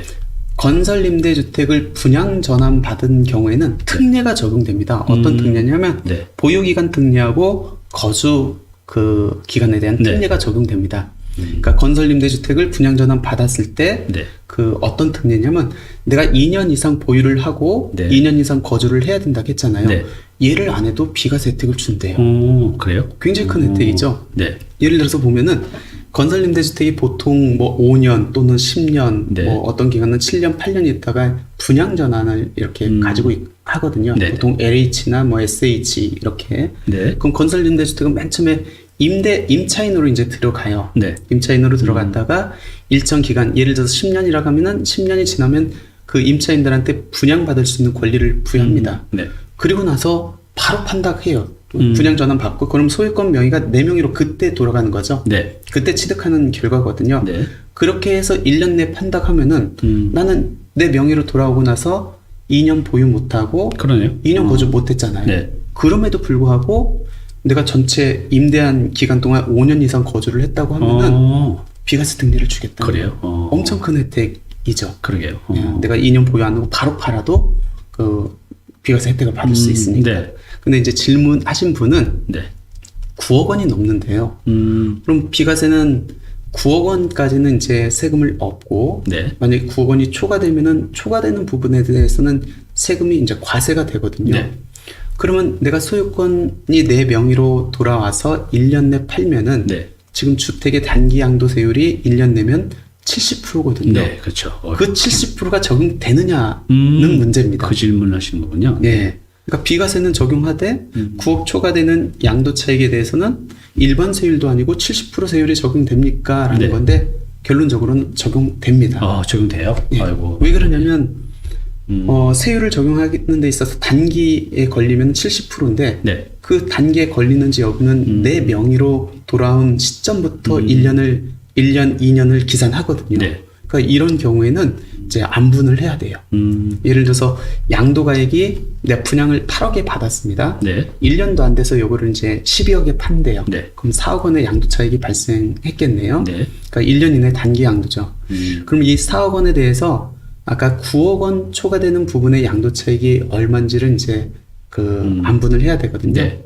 그건 이제 뭐 조금 복잡할 수 있는데 양도 차익 4억 원을 갖고 네. 내가 양도가액이 12억 원이고 네. 그다음에 9억 초과되는 양도 차익이 3억 원이니까 그렇게 해서 계산하면 한 1억 정도가 나와요. 그러네요. 네. 그리고 여기에 대해서는 비과세가 아니고 이제 1년 내 양도하는 거기 때문에 네. 70% 이제 단기 양도세율이 적용됩니다. 네. 그러면 양도세가 7천만 원이고 10%가 이제 지방소득세 있을 거 아니에요. 그럼 700만 원 있고 합계 금액 7,700만 원. 그러니까 많은 분들이 나는 건설 임대주택으로 해가지고 임차인으로 있다가 분양 전환되고 바로 팔면은 세금이 아무것도 없어 네. 라고 생각하고 있는데 그렇지 않다는 거예요. 그러게요. 70%가 적용되는 부분이 생길 수 있으니까 네. 조심하셔야 됩니다.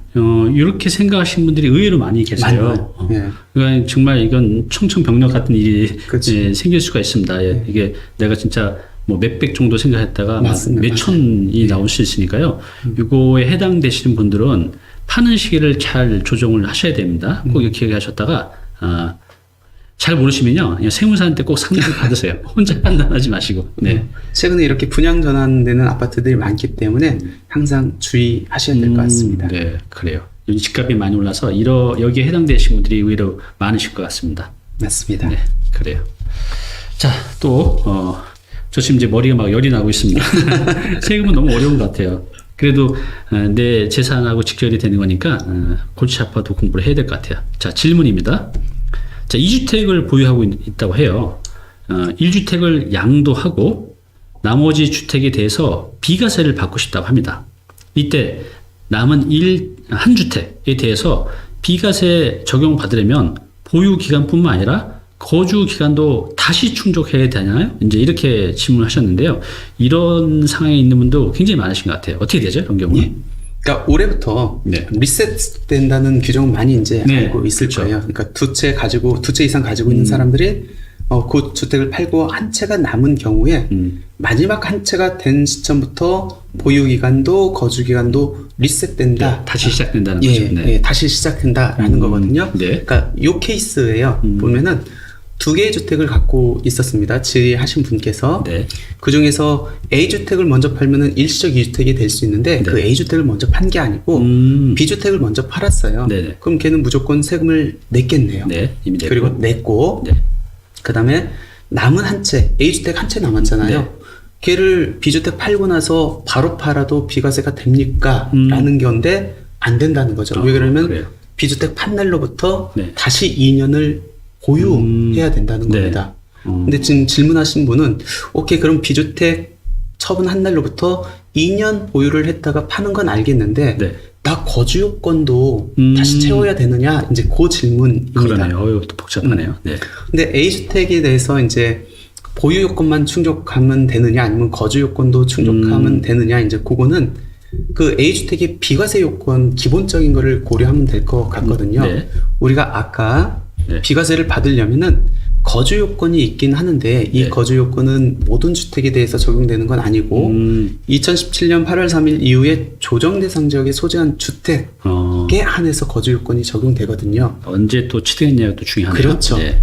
그러면 이 질의하신 분께서는 취득 시점은 A주택에 대한 취득 시점은 2014년도네요. 그럼 17년 이전이네요? 그렇죠. 2017년 이전이기 때문에 네. 2017년 8월 2일 이전에 취득했기 때문에 거주 요건은 없어요. 거주는 안 해도 되나요? 네. 한 채 남은 때부터 보유만 하고 팔아도 비과세가 적용된다는 겁니다. 그리고 2017년 8월 3일 이후에 취득했다 할지라도 양도일이 아닙니다. 양도일이 아니고 네. 취득일 현재 비조정 대상 지역에 있다고 하면은 거주 요건 없어요. 그래요? 예. 그러니까 취득일 현재 조정 대상 지역에 있을 경우만 거주 요건이 있다. 그렇군요. 라고 이렇게 보시면 될 것 같아요. 그래서 아까 이분 같은 경우에는 B주택을 팔고 네. 그날로부터 2년만 보유하고 A주택을 팔면은 비과세를 받을 수 네. 있다라고 이렇게 보시면 될 것 그래요. 같습니다. 여기서도 이제 보면 내가 이제 B주택을 팔고 나서 A주택에 대해서 이제 비과세를 받으려고 하면 이제 거주 조건, 보유 요건. 근데 이게 이제 언제 또 취득을 하냐에 따라서 또 맞습니다. 거주 요건도 달라지기 때문에 이것도 역시 혼자 판단하지 마시고 꼭 상담을 받아서 내가 이게 비과세를 받을 수 있는지 언제 어떻게 비과세를 받고 또 세금을 줄일 수 있는지 꼭 상담 후에 결정하시기 바랍니다. 네, 그래요. 이게 제 상황이 아닌데도 지금 보기만 해도 막 머리가 아파 죽겠습니다. 네. 자, 지금 양도세에 대한 얘기를 하고 있는 거예요. 또 질문입니다. 자, 종전주택이 조정 대상 지역에 있는 상태에서 신규 주택을 또 살려고 해요. 근데 이미 샀네요. 취득을 했네요. 근데 이것은 조정 대상 지역에 있어요. 둘 다 그럼 조정 대상 지역에 있네요. 그렇죠, 그렇죠. 종전주택도 조정 대상 지역에 있고 신규로 매입한 것도 조정 대상 지역에 있습니다. 자, 이 상태에서 일시적 2주택 비과세 특례를 적용받으려고 하는데 종전 주택을 신규주택 취득일로부터 몇 년 안에 양도해야 비과세를 적용받을 수 있나요? 이 일시적 2주택이 상황에 따라서 그 기간이 다 차이가 있죠. 맞아요. 맞습니다. 이런 경우는 어떻게 되죠? 한번 볼까요? 네. 우리가 이제 원래 이제 비과세라는 것은 양도일 현재 한 채 갖고 있다 양도를 해야 비과세가 적용되잖아요. 네. 근데 어쩔 수 없이 미리 취득을 한 다음에 네. 미리 이제 한 채를 더 취득한 다음에 종전 걸 파는 경우에는 양도 당시 2주택임에도 불구하고 어쩔 수 없는 상황이기 때문에 일시적 2주택 비과세 특례라는 규정을 이제 두고 있습니다. 근데 이 일시적 2주택 비과세 특례가 요즘 너무 어려워졌어요. 복잡해지고. 복잡해졌죠. 네. 일단은 일시적 2주택 비과세 특례는 네. 크게 두 가지로 이렇게 구분해 보셔야 돼요. 네. 비조정 대상 지역의 일시적 2주택자하고 조정 대상 지역의 일시적 2주택자입니다. 네. 비조정 대상 지역의 일시적 2주택은 간단합니다. 그러니까 네. 내가 신규 주택 취득일 현재 네. 종전주택이나 신규주택 하나라도 비조정 대상 지역에 있으면 돼요. 하나라도? 예, 맞습니다. 근데 조정 대상 지역의 일시적 2주택은 신규주택 취득일 현재 종전주택도 조정 대상 지역, 네. 새로 3주택도 조정 대상 지역. 네. 이렇게 있으면 이제 조정 대상 지역의 일시적 2주택이에요. 근데 구분의 실익이 뭐가 있냐면 네. 비조정 대상 지역의 일시적 2주택은 네. 신규 주택을 사고 3년 내 팔면 돼요. 기간이 좀 길어지네요. 그렇죠. 전입 요건도 없습니다. 전입을 안 해도 돼요? 그렇죠. 네. 그러니까 내가 신규 주택 취득할 때 둘 중에 하나라도 비조정 대상 지역에 있으면은 그냥 1년 있다 신규 주택 취득하고 신규 주택 취득일로부터 3년 내 팔고. 여유가 좀 있네요. 그렇죠. 팔 때 뭐 종전 주택이 2년 이상 보유 혹 거주 요건이 필요하다고 하면 2년 거주 요건만 충족하면 비과세를 받을 수 있습니다. 네. 텀이 있기 때문에 조금 여유가 있죠. 그러네요. 근데 조정 대상 지역의 일시적 2주택자는 네. 이제 타이트해집니다. 어떻게 일단 되죠? 1년 있다 취득해야 된다는 요건에다가 네. 신규 주택 취득하고 나서 일정 기간 안에 이제 종전주택을 팔아야 되는데 네. 이 일정 기간이 내가 신규 주택을 언제 취득했는지에 따라서 3년이 적용될 수 있고 2년이 적용될 수 있고 1년이 적용될 수 있고 다 달라지네요. 예. 그러니까 9.13 부동산 대책 네. 그다음에 12.16 부동산 대책에서 이걸 막아놨기 때문에 네. 그래요. 그러니까 지금 취득한다고 하면은 종전주택을 1년 내 무조건 1년이네. 네. 그리고 그 주택 새로 산 주택에 네. 1년 내 전입을 해야 돼요. 1년 내 전입이요? 예. 야. 전입 요건도 있습니다. 그러니까 실제 실거주 실소유자한테만 이제 일시적 그러네요. 2주택 비과세 혜택을 주겠다는 거예요. 네. 근데 이때 만약 내가 1년 내 들어가야 되는데 기존의 임차인이 임대차 기간이 보통 2년이니까 그렇죠. 1년 내내 내가 들어가고 싶어도 못 들어갈 수 있잖아요. 그런 경우도 많이 있을 것 같아요. 그럴 네. 때에는 그 임대차 기간까지 내가 파는 기간하고 네. 들어가서 사는 전입 기간이 연장은 됩니다. 그런 현실적인 거는 이제 고려를. 그렇군요. 근데 여기서 조금 아쉬운 건 뭐냐면 네.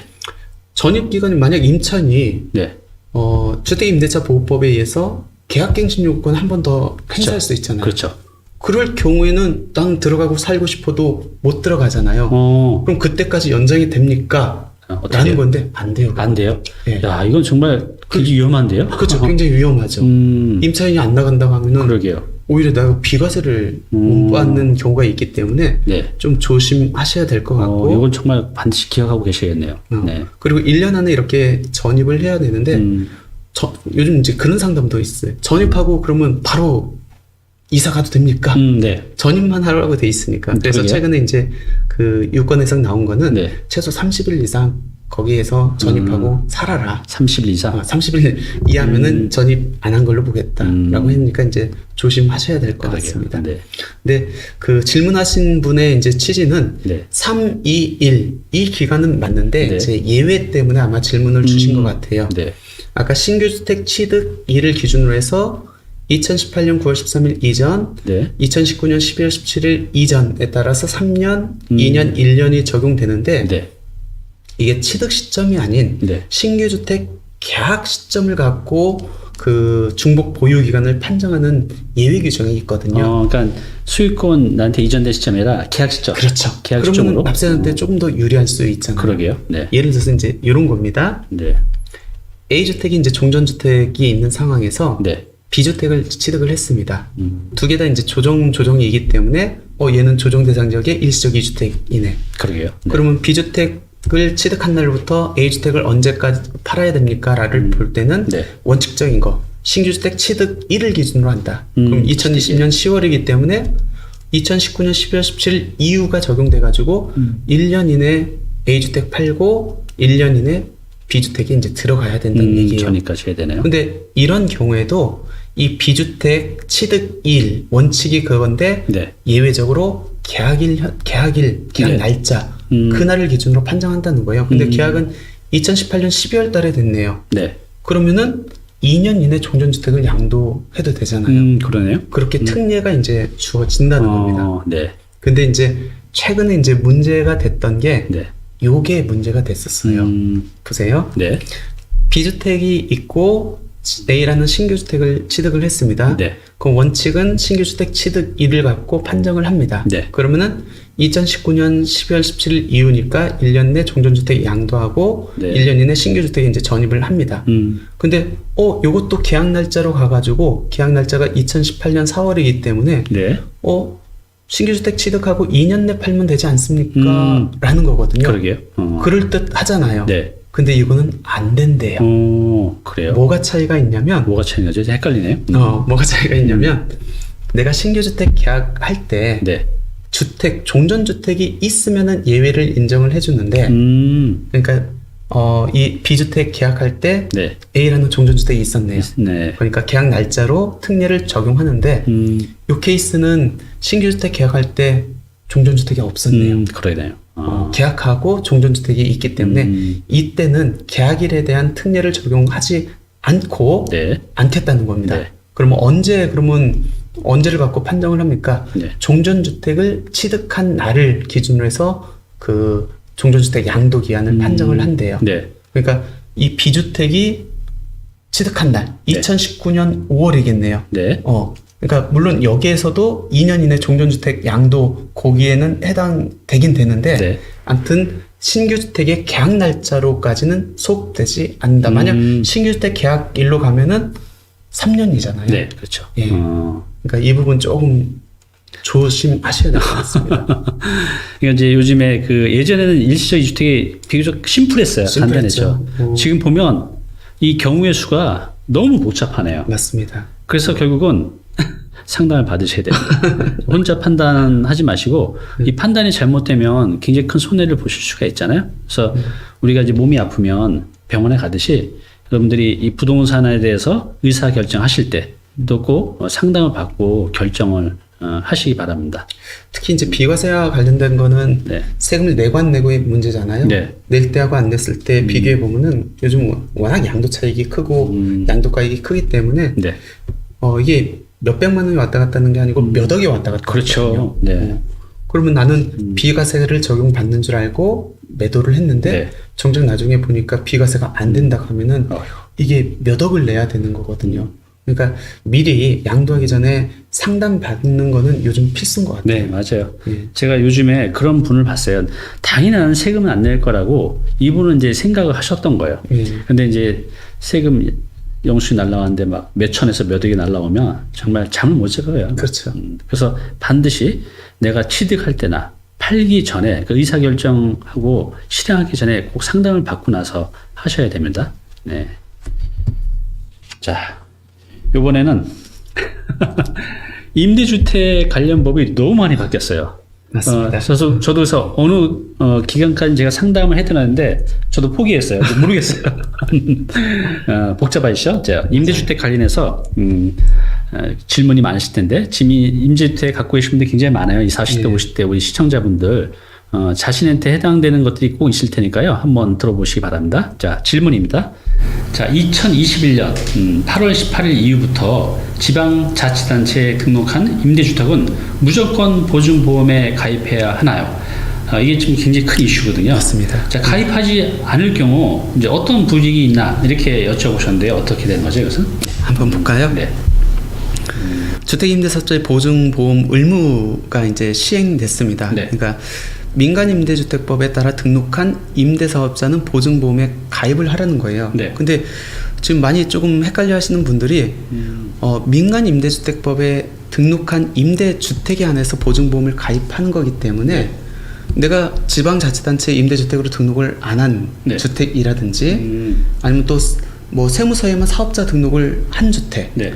그리고 세무서에 사업자 등록을 안 하고 그냥 일반적으로 임대 주는 주택은 네. 이 대상은 아니에요. 아, 그렇군요. 예, 보증보험 가입 대상은 지방자치단체에 임대사업자로 등록한 주택만 적용된다. 그렇군요. 예, 라고 이렇게 보시면 될 것 같고, 네네. 이게 왜 최근에 이슈가 되냐면 법 개정은 이제 작년에 됐어요. 네. 근데 그때 2020년 8월 17일 이전에 등록한 매입 임대주택은 네. 1년 동안의 유예 기간을 줬는데 그 1년이 이제 도래를 한 겁니다. 그래서 2021년 8월 18일 이후에 갱신되는 네. 임대차 계약분부터는 네. 보증보험에 이제 의무적으로 가입을 해야 된다는 거예요. 네. 그러니까 모든 임대사업자들이 지금은 의무적으로 보증보험에 가입을 해야 된다.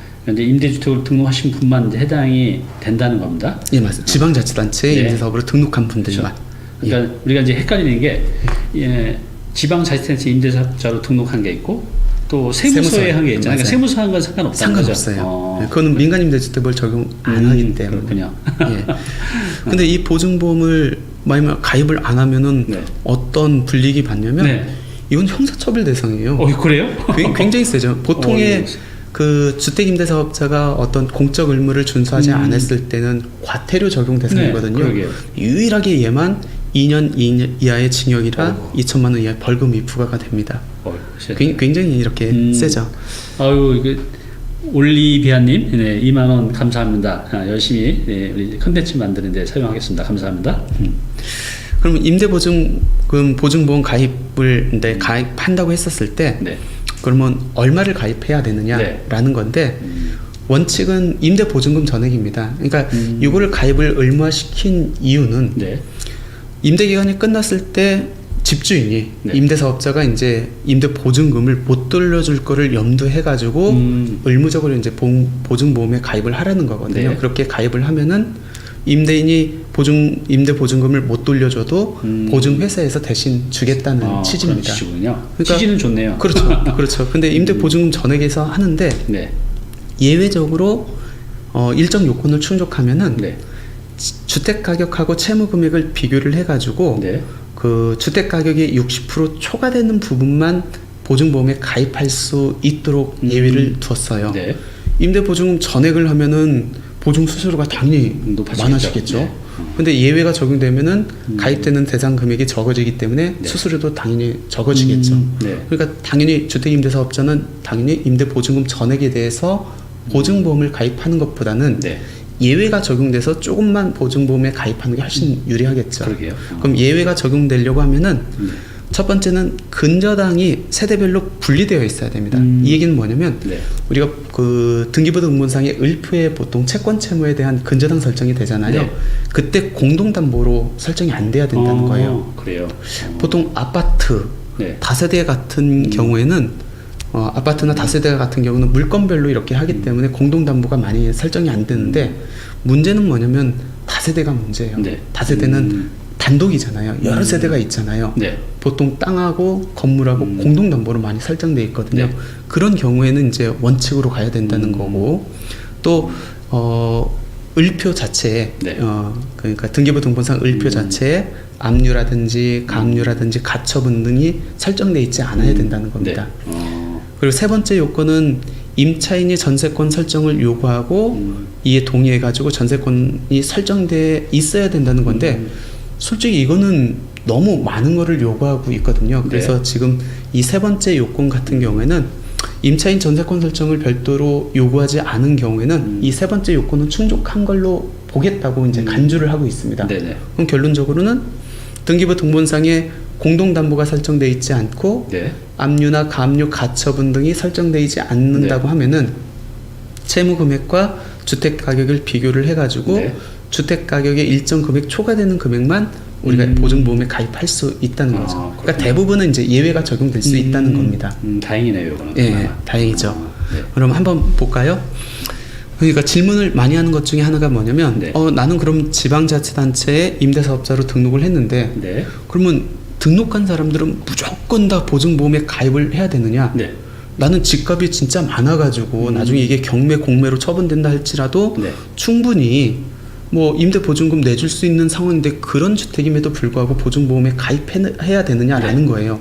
굳이 그럴 필요가 없잖아요. 네, 그렇죠. 이게 경공매로 처분된다 할지라도 충분히 임대 보증금을 주고 남을 수 있다고 그렇죠. 하면 굳이 이 부담을 지을 필요가 없기 그러게. 때문에 이거 취지는 네. 나중에 이걸 못 돌려줄까 그렇죠. 같은 거에 되니까 그러지 않는 경우에는 할 굳이- 필요가 없죠. 그렇죠. 네. 예. 그래서 이제 채무 금액하고 주택 가격하고 비교를 해가지고 네. 주택 가격의 60% 초과되는 부분만 보증보험에 가입을 하라는 겁니다.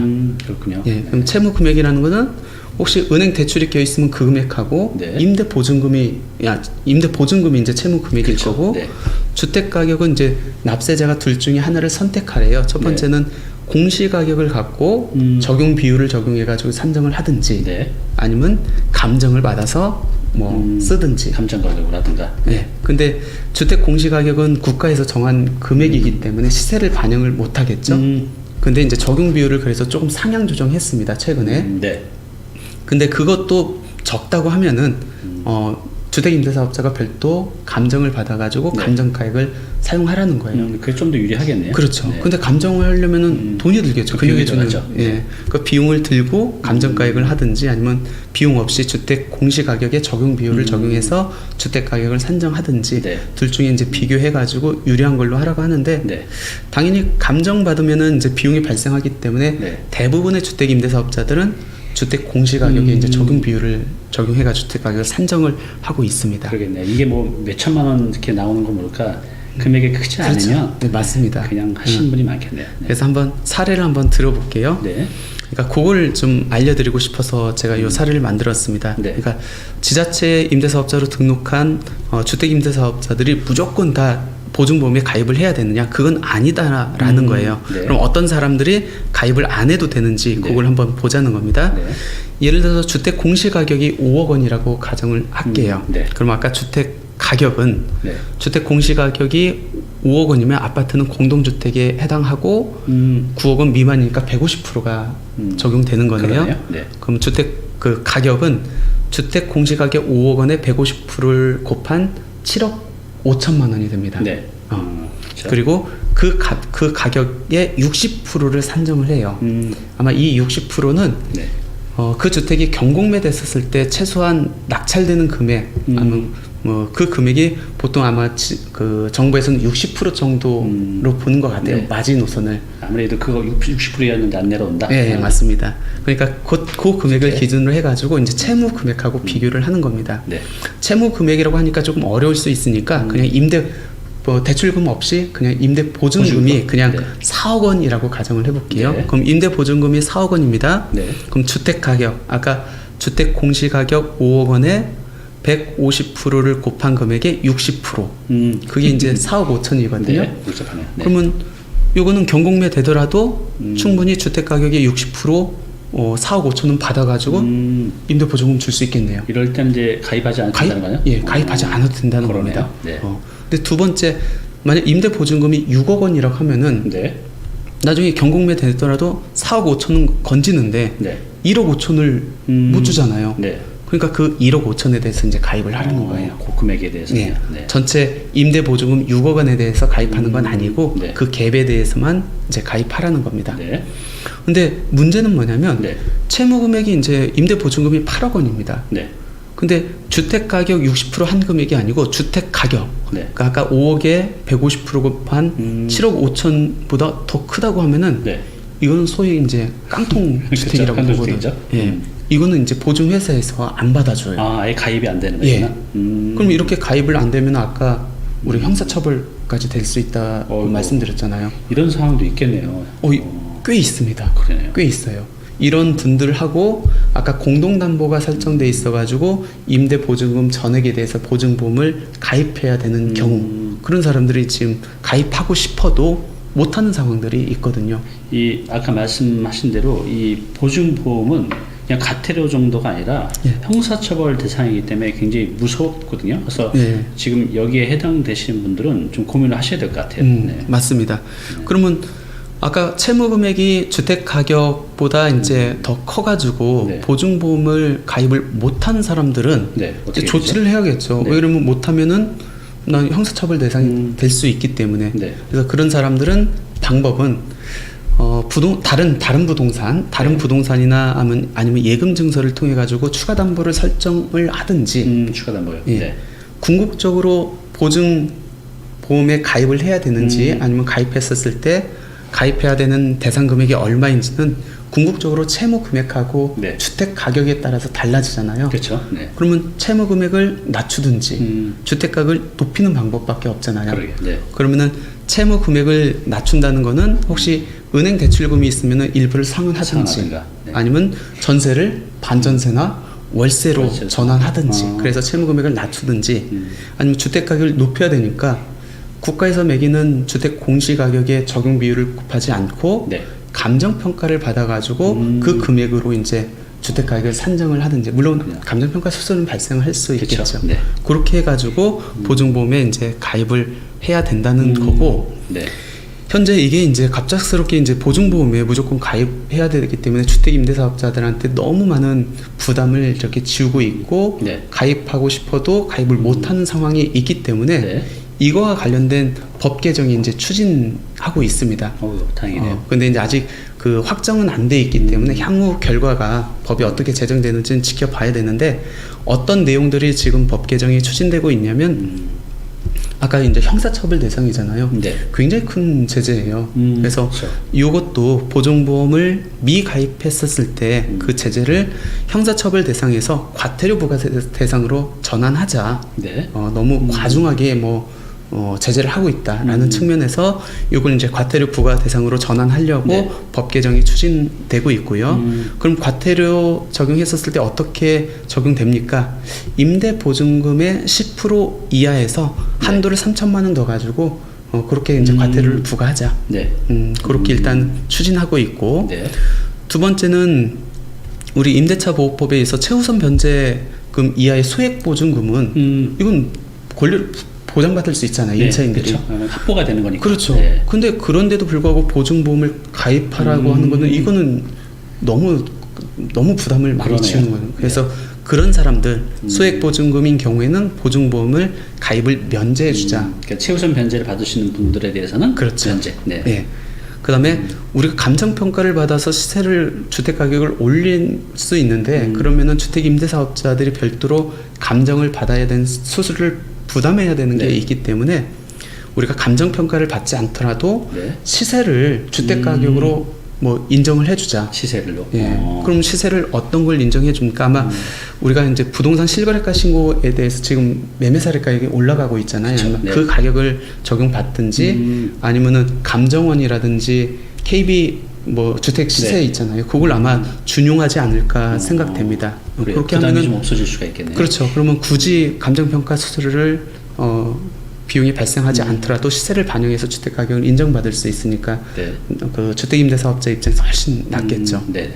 그리고 아까 주택 가격이 부채 비율이 주택 가격보다 100% 초과하면은 이제 깡통 주택이라고 했잖아요. 네. 그게 부채 비율을 100%로 봤는데 내가 그렇게 되면 가입하고 싶어도 못 가입하기 때문에 네. 너무 불이익을 받는 사람들이 너무 많거든요. 그래서 아까 보증보험 가입 불가 부채 비율을 100%가 아닌 네. 120% 상향 조정하자. 그러면 조금 주택 임대사업자한테 조금 폭이 넓어지잖아요. 네. 아무튼 요런 규정들이 이제 법 개정이 지금 추진되고 있고 네. 불리한 것도 또 추진되고 있어요. 그래요? 예, 지금까지는 조금 주택 임대사업자한테 그래도 유리한 네. 법 개정이거든요. 네. 불리한 건 뭐냐면 우리가 임대보증금 보증보험 가입 기간을 의무임대 기간 즉 10년만 하는 게 아니고 우리가 10년이 끝나더라도 자동 말소 대상이 아니면은 네. 그러니까 단독이나 다중이나 연립 오피스텔 등은 10년이 끝나더라도 자동 말소 대상이 아니기 때문에 네. 임대사업자 등록이 계속 유지가 되거든요. 그렇죠. 그럼 그 임대 기간까지 확대하자. 그래요. 예. 그거 하고 임대보증금 보증보험 미가입 시 임대사업자를 직권 말소하는. 네. 그럼 직권 말소하면은 굉장히 치명적일 수 그렇죠. 있어요. 네. 왜냐면 주택임대사업자로 등록한 사람 대부분이 세제 혜택을 적용받기 위해서 임대사업자로 등록을 하거든요. 그렇죠. 네. 많은 공적 의무를 부담하면서도. 근데 이 보증보험 못 가입했다고 직권 말소를 시키면은 나 세제 혜택 못 받는 그러네. 꼴이 돼요. 그러면 너무 치명타죠. 아무튼 이 두 가지는 조금 불리한 네. 법 개정인데 아무튼 요 유리한 법 개정하고 불리한 법 개정이 지금 추진 중에 있기 때문에 아직 확정은 안 됐습니다. 네. 어떻게 최종적으로 개정이 되는지는 좀 지켜볼 필요는 있을 것 네, 같아요. 알겠습니다. 그래요. 아, 한숨이 나옵니다. 너무 골치 아파서. 지금 우리 지병근 세무사님에 대해서 궁금한 사항들이 많이 있으시고 또 상담을 필요하신 분도 계실 것 같아요. 그래서 우리 이제 도움 받을 수 있는 방법은요. 우리 지병근 세무사님이 저희가 지금 만든 그 잉클 인생의 클래스에서 강의를 해 주시고 있습니다. 그래서 거기서 들어보시면 요거에 대해서 좀 더 상세하게 자세히 말씀드리고 있으니까요. 그렇게 해서 이제 문제를 해결해 보시고요. 아니면 난 직접 상담을 받아보고 싶다 하시는 분들은 지금 바쁘셔서 상담이 가능할까요? 상담을 제가 매일 하고 있지는 그렇죠. 않고 네. 일주일에 2번 정도 하고 있는데 그렇게 하다 보니까 한정된 시간 하다 그렇죠. 보니까 많이 밀려 있어요. 그렇죠. 그래서 지금 많은 분들이 밀려져 있고 물론 무료는 아닙니다. 워낙에 몸값이 비싸신 분이냐 그래도 반드시 받아야죠. 그래서 한 가지 추천. 네. 오늘 이제 제가 이제 취득세하고 종부세하고 양도세, 뭐 주택임대까지 이렇게 말씀을 드렸는데 그동안 가장 많이 이렇게 질문해 주신 것들 중을 이제 요약해서 이렇게 말씀을 드렸는데, 그러니까 이거 외에도 굉장히 많은 이슈들이 있잖아요. 네. 그런 것들은 그 제가 발간한 책, 네. 그 부동산 세금의 네, 맞아요. 정석하고 네. 주택임대사업자의 모든 것 네. 보면은 조금 자세하게 맞아요. 여러분들이 확인할 수 있을 것 네. 같습니다. 그 지병근 세무사님께서 내신 책이 있어요. 뭐 교보나 알라딘 가셔서 지병근 이렇게 쳐서 보시면 나오신 낸 책이 있는데 그거 보시면 아주 상세히 잘 나와져 있거든요. 그걸로도 만약에 해결이 안 되면 지금 이제 상당히 많이 밀려서 여러분들이 장단 급하신 분들은 해결이 안 되니까 너무 급하고 좀 시간 여유가 있으신 분들은 상담 신청하고 좀 대기하셔서 상담을 받으시고 그럴 시간이 없다라는 분들은 책을 사서 좀 보시든가 아니면 저희 잉클 사이트에서도 또 이 세무에 대해서 여러분들이 공부할 수 있으니까 그래서 해결을 해보시기 바랍니다. 자, 그리고요 지금 이제 이렇게 해서 시간이 많이 지났는데 추가로 또 하신 분들이 너무 많이 계세요. 그래서 우리 지병근 세무사님께서 또 친절하게 또 추가로 질문한 내용에 대해서도 좀 막 준비를 해오셨거든요. 그거에 대해서도 좀 부탁을 드리겠습니다. 그러니까 댓글로 해서 이제 추가 질문하신 분들이 있는데 네. 제가 조금 그 신속하게 이렇게 한번 네. 말씀드려보도록 할게요. 다가구 주택을 임대사업자 법인으로 현물 출자하면 양도세를 많이 아낄 수 있을 것 같은데 네. 맞나요? 라는 이렇게 질문을 주셨어요. 네. 우리가 이제 개인용 고정자산을 이제 법인으로 현물 출자를 그동안 많이 했었는데 네. 그렇게 한 이유는 두 가지 이유였거든요. 그러니까 세금적인 면에서 이제 접근해 보면은 첫 번째는 법인에서 이제 개인 걸 취득했으니까 취득세를 내야 되는데 네. 그 취득세가 75%가 감면이 됐었습니다. 그것도 그래요? 굉장히 크죠. 그러게요. 또 하나의 혜택은 뭐냐면 개인이 이제 현물 출자를 했기 때문에 법인한테 소유권을 넘겼기 때문에 양도세를 내야 되는데 그 양도세를 지금 내는 게 아니고 네. 법인이 이 주택을 나중에 팔았을 때 그때 내도록, 그러니까 세금을 안 내는 건 아닙니다. 뒤로 근데 밀려지는군요. 이연되는 거죠. 그러니까 그거를 2월 가세라고 하거든요. 네. 그 2월 가세라는 혜택을 줬어요. 그래도 우리가 뭐 현금 가치, 뭐 미래 가치를 따져 보면은 현재 가치하고 미래를 가치를 따져 보면은 훨씬 굉장히 큰 혜택 중 그렇죠. 하나였거든요. 네. 근데 그걸 다 막아놨어요, 결론적으로. 그래요. 그래서 주택 같은 경우에는 지금 이제 법인으로 현물 출자하더라도 네. 취득세 감면 못 받고 네. 양도세 2월 가세 못 받습니다. 실익이 없어졌습니다. 실익이 없네요. 예. 네. 두 번째 질문은 네. A 아파트는 조정 대상 지역에 있고 2010년도에 취득을 했습니다. 네. B 아파트는 2020년도에 조정 대상 지역에 있는 주택을 취득을 했대요. 네. 근데 A 아파트를 팔아가지고 일시적 2주택을 적용받으려고 하는 건 아니고 네. B 아파트를, 그러니까 뒤늦게 산 아파트를 이제 양도하려고 한대요. 그때 B 아파트 이제 새롭게 신규로 취득한 주택을 양도했을 때 네. 1년 내 양도했을 때, 2년 내 양도했을 때, 2년 이후에 양도했을 때 세금이 어떻게 됩니까? 라는 건데 요거는 이제 최근에, 그러니까 올해 6월 1일 양도분부터 네. 단기 양도에 대한 양도소득세율이 굉장히 많이 인상됐습니다. 그래서 1년 이내 양도했었을 때는 70%, 그러니까 지방소득세까지 하면은 77%입니다. 네. 굉장히 높죠. 네. 그리고 1년에서 2년 사이는 66%까지 이제 적용받아요. 지방소득세 포함해서. 네. 2년이 넘어야 비로소 단기 양도세율이 아닌 일반 세율을 적용받는데, 네. 근데 문제는 이 B아파트가 신규 취득한 아파트가 조정 대상 지역에 있기 때문에 2년이 넘는다 할지라도 네. 양도소득세가 중과될 수 있습니다. 그러니까 세금은 피해갈 수는 없을 것 같아요. 네. 그러니까 비과세 대상도 아니고 네. 단기 양도가 아니더라도 중과세율이 적용되기 때문에 네. 일단은 세부담이 많다. 그러니까 뒤늦게 취득한 주택을 먼저 취득했을 때는, 그러면 그렇게 그냥 세금을 내고 네. 나머지 한 채 팔 때 네. 이때 나머지 한 채만 있기 때문에 비과세를 적용받으려면 어떻게 해야 됩니까? 라는 질문인데, 네. 그때는 취득 한 채 양도한 날로부터 2년을 보유한 다음에 팔아야 비과세가 적용된다. 그 보유 기간을 맞춰야 되네요. 그렇죠. 그래서. 리셋되는 거기 때문에. 리셋되니까. 예. 그러니까 2년 보유를 해야 된다. 이때 거주를 별도로 해야 되는지 여부는 이 A주택이 기존에 갖고 있던 주택이 언제 취득했는지를 보면 되는데, 그 질문하신 분은 2010년도에 취득했기 때문에 굳이 거주 요건까지는 없다라고 이렇게 보시면 될 것 같아요. 네. 다음 질문은 서울의 다가구 주택을 보유를 하고 있는 상황에서, 다가구 주택이요? 예, 조정 대상 지역에는 1주택을 이제 추가 취득하려고 이렇게 한대요. 네. 취득한 상황입니다. 네. 취득하려고 하는 게 아니고 이미 취득을 취득했어요. 했대요. 그러니까 1가구 2주택 상황이죠. 이 중에서 이제 뭐 먼저 팔려고 하면은 이제 세부담이 크기 때문에 네. 기존 서울에 있는 다가주택을 이제 멸실을 하고 네. 건설 임대주택으로 신청이 가능합니까라는 거예요. 아까 저희가 이제 건설 임대주택에 대한 혜택 이렇게 봤잖아요. 네. 혜택이 엄청 많았죠? 그렇죠. 매입 임대주택이 아닌 건설 임대주택은 아직까지 세제 혜택을 적용받을 수 있기 때문에 네.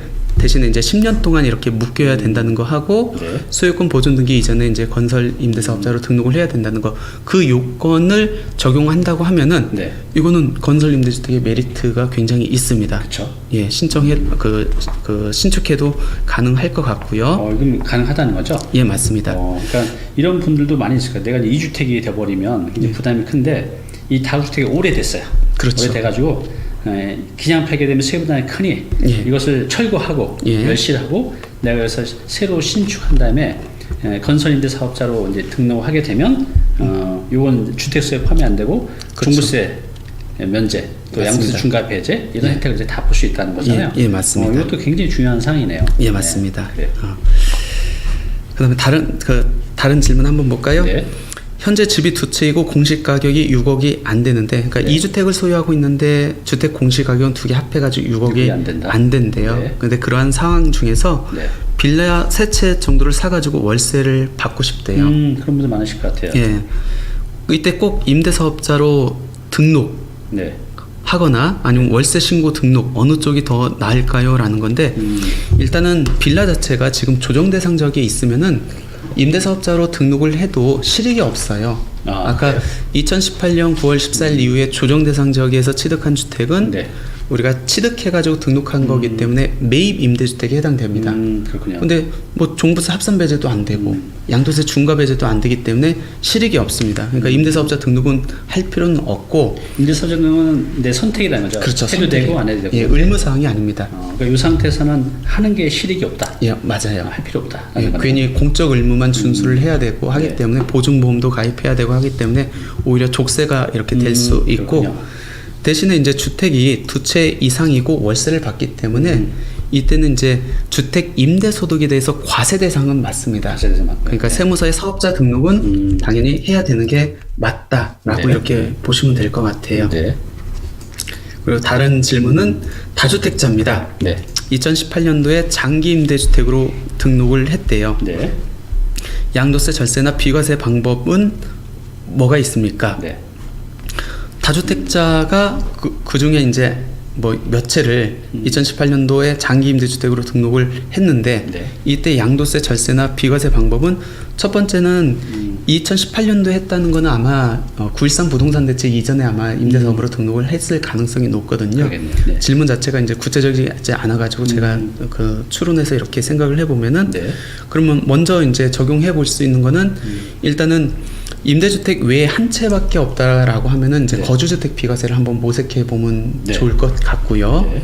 아니면은 혹시 이제 중과 배제가 적용되는지 네. 그것도 한번 판정해 보시면 될 것 같아요. 네. 그것도 안 된다라고 하면은 조금 홀딩하고 있다가 자진 말소 또는 자동 말소를 한 상태에서 그 주택을 먼저 팔면은 네. 주택이 여러 채임에도 불구하고 중과 배제는 빠져나갈 수 그러네요. 있잖아요. 네. 그런 식으로 해가지고 세부담이 적은 거부터 한 채 한 채씩 이렇게 파는 방법을 택하는 게 낫지 않을까 생각됩니다. 네. 다음은 이제 세대 판정과 관련된 내용을 했는데 네. 우리가 비과세를 적용받거나 아니면 뭐 거주택 비과세 특례를 적용받거나 그때는 이제 비과세기 때문에 세대를 기준으로 해가지고 2년 보유, 2년 거주 요건을 충족을 해야 되거든요. 근데 질문 주신 거는 그 중에서 이제 자녀가 네. 지금 나하고 같은 세대에 안 돼 있대요. 그랬을 경우에 어떻게 됩니까? 라는 건데 분리돼 있다는 거죠. 현재? 예, 맞습니다. 네. 그러니까 어머니 주택이 이제 그 주소가 되어 있다는 거예요. 네. 그게 무슨 어떤 특별한 이유가 있어서 그런지는 잘 모르겠는데 네. 일단 세대 판정의 예외 규정에서 이제 취약을 목적으로 해가지고 세대원 일부가 나하고 주소가 같이 안 돼 있다 할지라도 네. 뭐 동일 세대로 이렇게 봐주는 그런 예외 규정이 있는데 그때 취약의 범위는 고등학교 이상이에요. 아, 고등학생 이상, 대학생부터. 고등학교부터. 고등학교부터. 예. 그러니까 초등학교나 중학교 같은 경우는 취약상 뭐 세대를 서로 달리돼 있습니다. 그게 인정이 안 이제 된다는 안 거예요. 되는군요. 그러니까 고등학생부터. 맞습니다. 근데 질문 주신 분은 이제 초등학교인 것 같아요. 그래요. 네. 그러니까 웬만하면은 과세관청하고의 이제 다툼이 없으려면은 웬만하면 주소를 나하고 같이 해가지고 네. 그 세대 요건을 맞춰놓고 그 상태에서 2년 보유, 2년 거주 요건을 충족하는 게 제일 낫지 않을까라는 생각입니다. 제가 지금 제 얼굴을 보고 있는데 처음에 시작할 때는 좀 젊어 보였거든요. 지금 이제 저도 그래요. 한 3년 늙어 보입니다. 지금 머리가 아파 죽겠어요. 네, 그래도 하죠. 다음 질문은 서울 재개발 예정지 빌라를 주임사 등록하면 어떤 혜택과 장점이 있는지 알고 싶습니다. 재개발 지역이요? 예. 서울에 아파트 실거주 한 채가 있는 상황입니다. 라고 하는 건데 똑같은 내용이거든요. 네. 지금 서울은 조정 대상 지역에 있기 때문에 지금 이제 주택을 취득하게 되면은 2018년 9월 14일 이후 조정 대상 지역에 있는 주택을 취득한 결과가 됩니다. 네. 그리고 그거를 취득해서 등록하면은 매입 임대주택이 돼요. 그렇죠. 네. 물론 빌라기 때문에 임대사업 등록을 할 수는 있지만 실익이 없어요. 실익이 없다. 그러니까 네. 종부세 합산 배제도 배제가 안 되고 양도세에서도 중과 배제 적용을 못 받습니다. 그러니까 실익은 없다. 임대사업 등록은 할 필요가 없다라고 네. 이렇게 보시면 될 것 같아요. 어떤 혜택이 지금 주어지진 않습니다. 네. 물론 2018년 9월 13일 이전에 이미 취득한 주택이라든지 아니면 현재 비조정 대상 지역에 소재한 주택은 임대사업자로 등록했었을 때 아까 종부세 합산 배제라든지 네. 양도세 중과 배제는 적용받을 수 있거든요. 그쵸, 네. 그러니까 개인마다 취득 시점이 다 다르고 그리고 지금 소재하는 지역이 다 다르기 때문에 개인마다 이제 별도로 한번 판정해 보셔야 될 것 같습니다. 그러니까 취득 시점하고 내가 조정이냐 비조정이냐에 따라서 많이 달라져요. 그죠? 맞습니다. 그래서 예. 꼭 요걸 체크하셔야 됩니다. 네. 다음은 2020년도 8월 이후에 네. 주택임대사업자 신청을 구청에만 했을 때 취소 가능할까요? 라고 줬는데 원래 이제 구청 세무서 다 해야 되는데 구청만 했다는 거죠? 예. 네. 신청만 했다는 거거든요. 신청만. 그럼 제가 유추했었을 때는 아마 분양받은 뭐 빌라라든지 오피스텔이지 않을까. 왜 그러면 등록했다고 안 했으니까. 그러게요. 그러면 내가 이제 임대를 개시 안 하고 신청만 했는데 이때 임대사업자 등록을 취소할 수 있습니까? 라는 거거든요. 네. 가능합니다. 왜 그러면 가능해요. 임대가 개시가 안 됐으면은 네. 임대사업자 등록을 말소할 수 있어요. 과태료 대상이 아닙니다. 그러니까 내가 만약 지금 분양받은 상태에서 임대사업자 등록을 했다고 하면은 아직 임대를 개시 안 한 상태이기 때문에 임대사업자 말소는 가능하다. 과태료 그러니까 없다. 우리가 이제 신청을 했고 임차인이 들어와야 개시가 개시가 되는 되죠. 거잖아요. 그렇죠. 근데 요 개시 기간까지. 전에는 내가 취소할 수 있다. 맞습니다. 다행이네요. 그러면. 예. 그리고 주임사 등록 시 양도세 중과 배제한다고 신문에서 받습니다. 네. 종부세 합산 배제와 임대주택 외 1주택에 대한 장특공제 적용 여부 궁금합니다. 이게 이제 많이 혼동하고 계신데 최근에 이제 주택임대사업자에 대해서 이제 가중한 어떤 불이익 중에 하나가 네. 뭐 6개월 내에 잦은 말소하고 자동 말소한 주택은 6개월 내에 팔아야 중과 배제 뭐 그런 얘기부터 많이 왔다 갔다 했는데 네. 최근에 이제 나온 거는 그런 거 다 없애고 원점에다 다시 생각하겠다라고 해가지고 뭐 양도세 중과 배제 계속 적용한다라고 이렇게 지금 말씀하신 것 같은데 네. 일단 요건 충족이 돼야 됩니다. 네. 요건 충족. 그러니까 요건이 2018년 9월 13일 이전에 취득한 주택이라든지 네. 그다음에 비조정 대상 지역에 있는 주택, 네. 건설 임대주택은 뭐 계속 이제 중과 배제를 받을 수 있는 거고 네. 2018년 9월 14일 이후에 조정 대상 지역에 취득한 주택을 임대사업자로 등록한 거는 이건 못 받아요. 요건이 안 되기 때문에. 네. 그러니까 뭐 내가 요건 충족이 됐는지 안 됐는지 여부에 따라서 그 세제 혜택을 계속 적용받을 수 있는지 없는지 이렇게 구분해 보셔야 될 것 같아요. 그러니까 날짜가 중요하네요. 치른 그렇죠. 날짜가 예. 18년 9월 13일 전이냐 후냐. 그렇죠. 그리고 조정 대상 지역에 있는지 없는지 네. 예, 그거에 대해서 코로나로 인해서 새로운 임차인에게 렌트풀이 3개월을 줄 예정입니다. 네. 착한 임대인이네요. 렌트프리가 뭐죠? 공짜로 이렇게 3개월을 그 임대료 안 받고 그 준다는 거예요. 그러니까 계약을 했는데 3개월 동안 무료로 준다. 그렇죠. 예. 예. 네. 이때 부가세, 종합소득세 신고할 때 그 렌트풀이 그 기간 네. 신고해야 됩니까?라는 건데 그럴 수도 있겠네요. 어떻게 되는 거죠? 그렇죠. 근데 내가 임대료를 안 받는 조건이잖아요. 네. 그거를 다툼을 여지를 없애기 위해서 특약사항에 기재를 해놓으세요. 당연히 특약에 넣겠죠. 3개월 그렇죠. 동안은 내가 임대료를 안 받는다. 그러니까 그 기간은 무시하셔도 돼요. 그러니까 네. 부가세 신고 따로 안 하셔도 되고 실질적으로 내가 임대료를 받는 시점부터 부가세 신고, 종합소득세 신고를 한다라고 이렇게 보시면 될 것 네. 같습니다. 알겠습니다. 이번에는 이제 거주자에 해당되는지 여부 이렇게 묻는 질문이거든요. 네.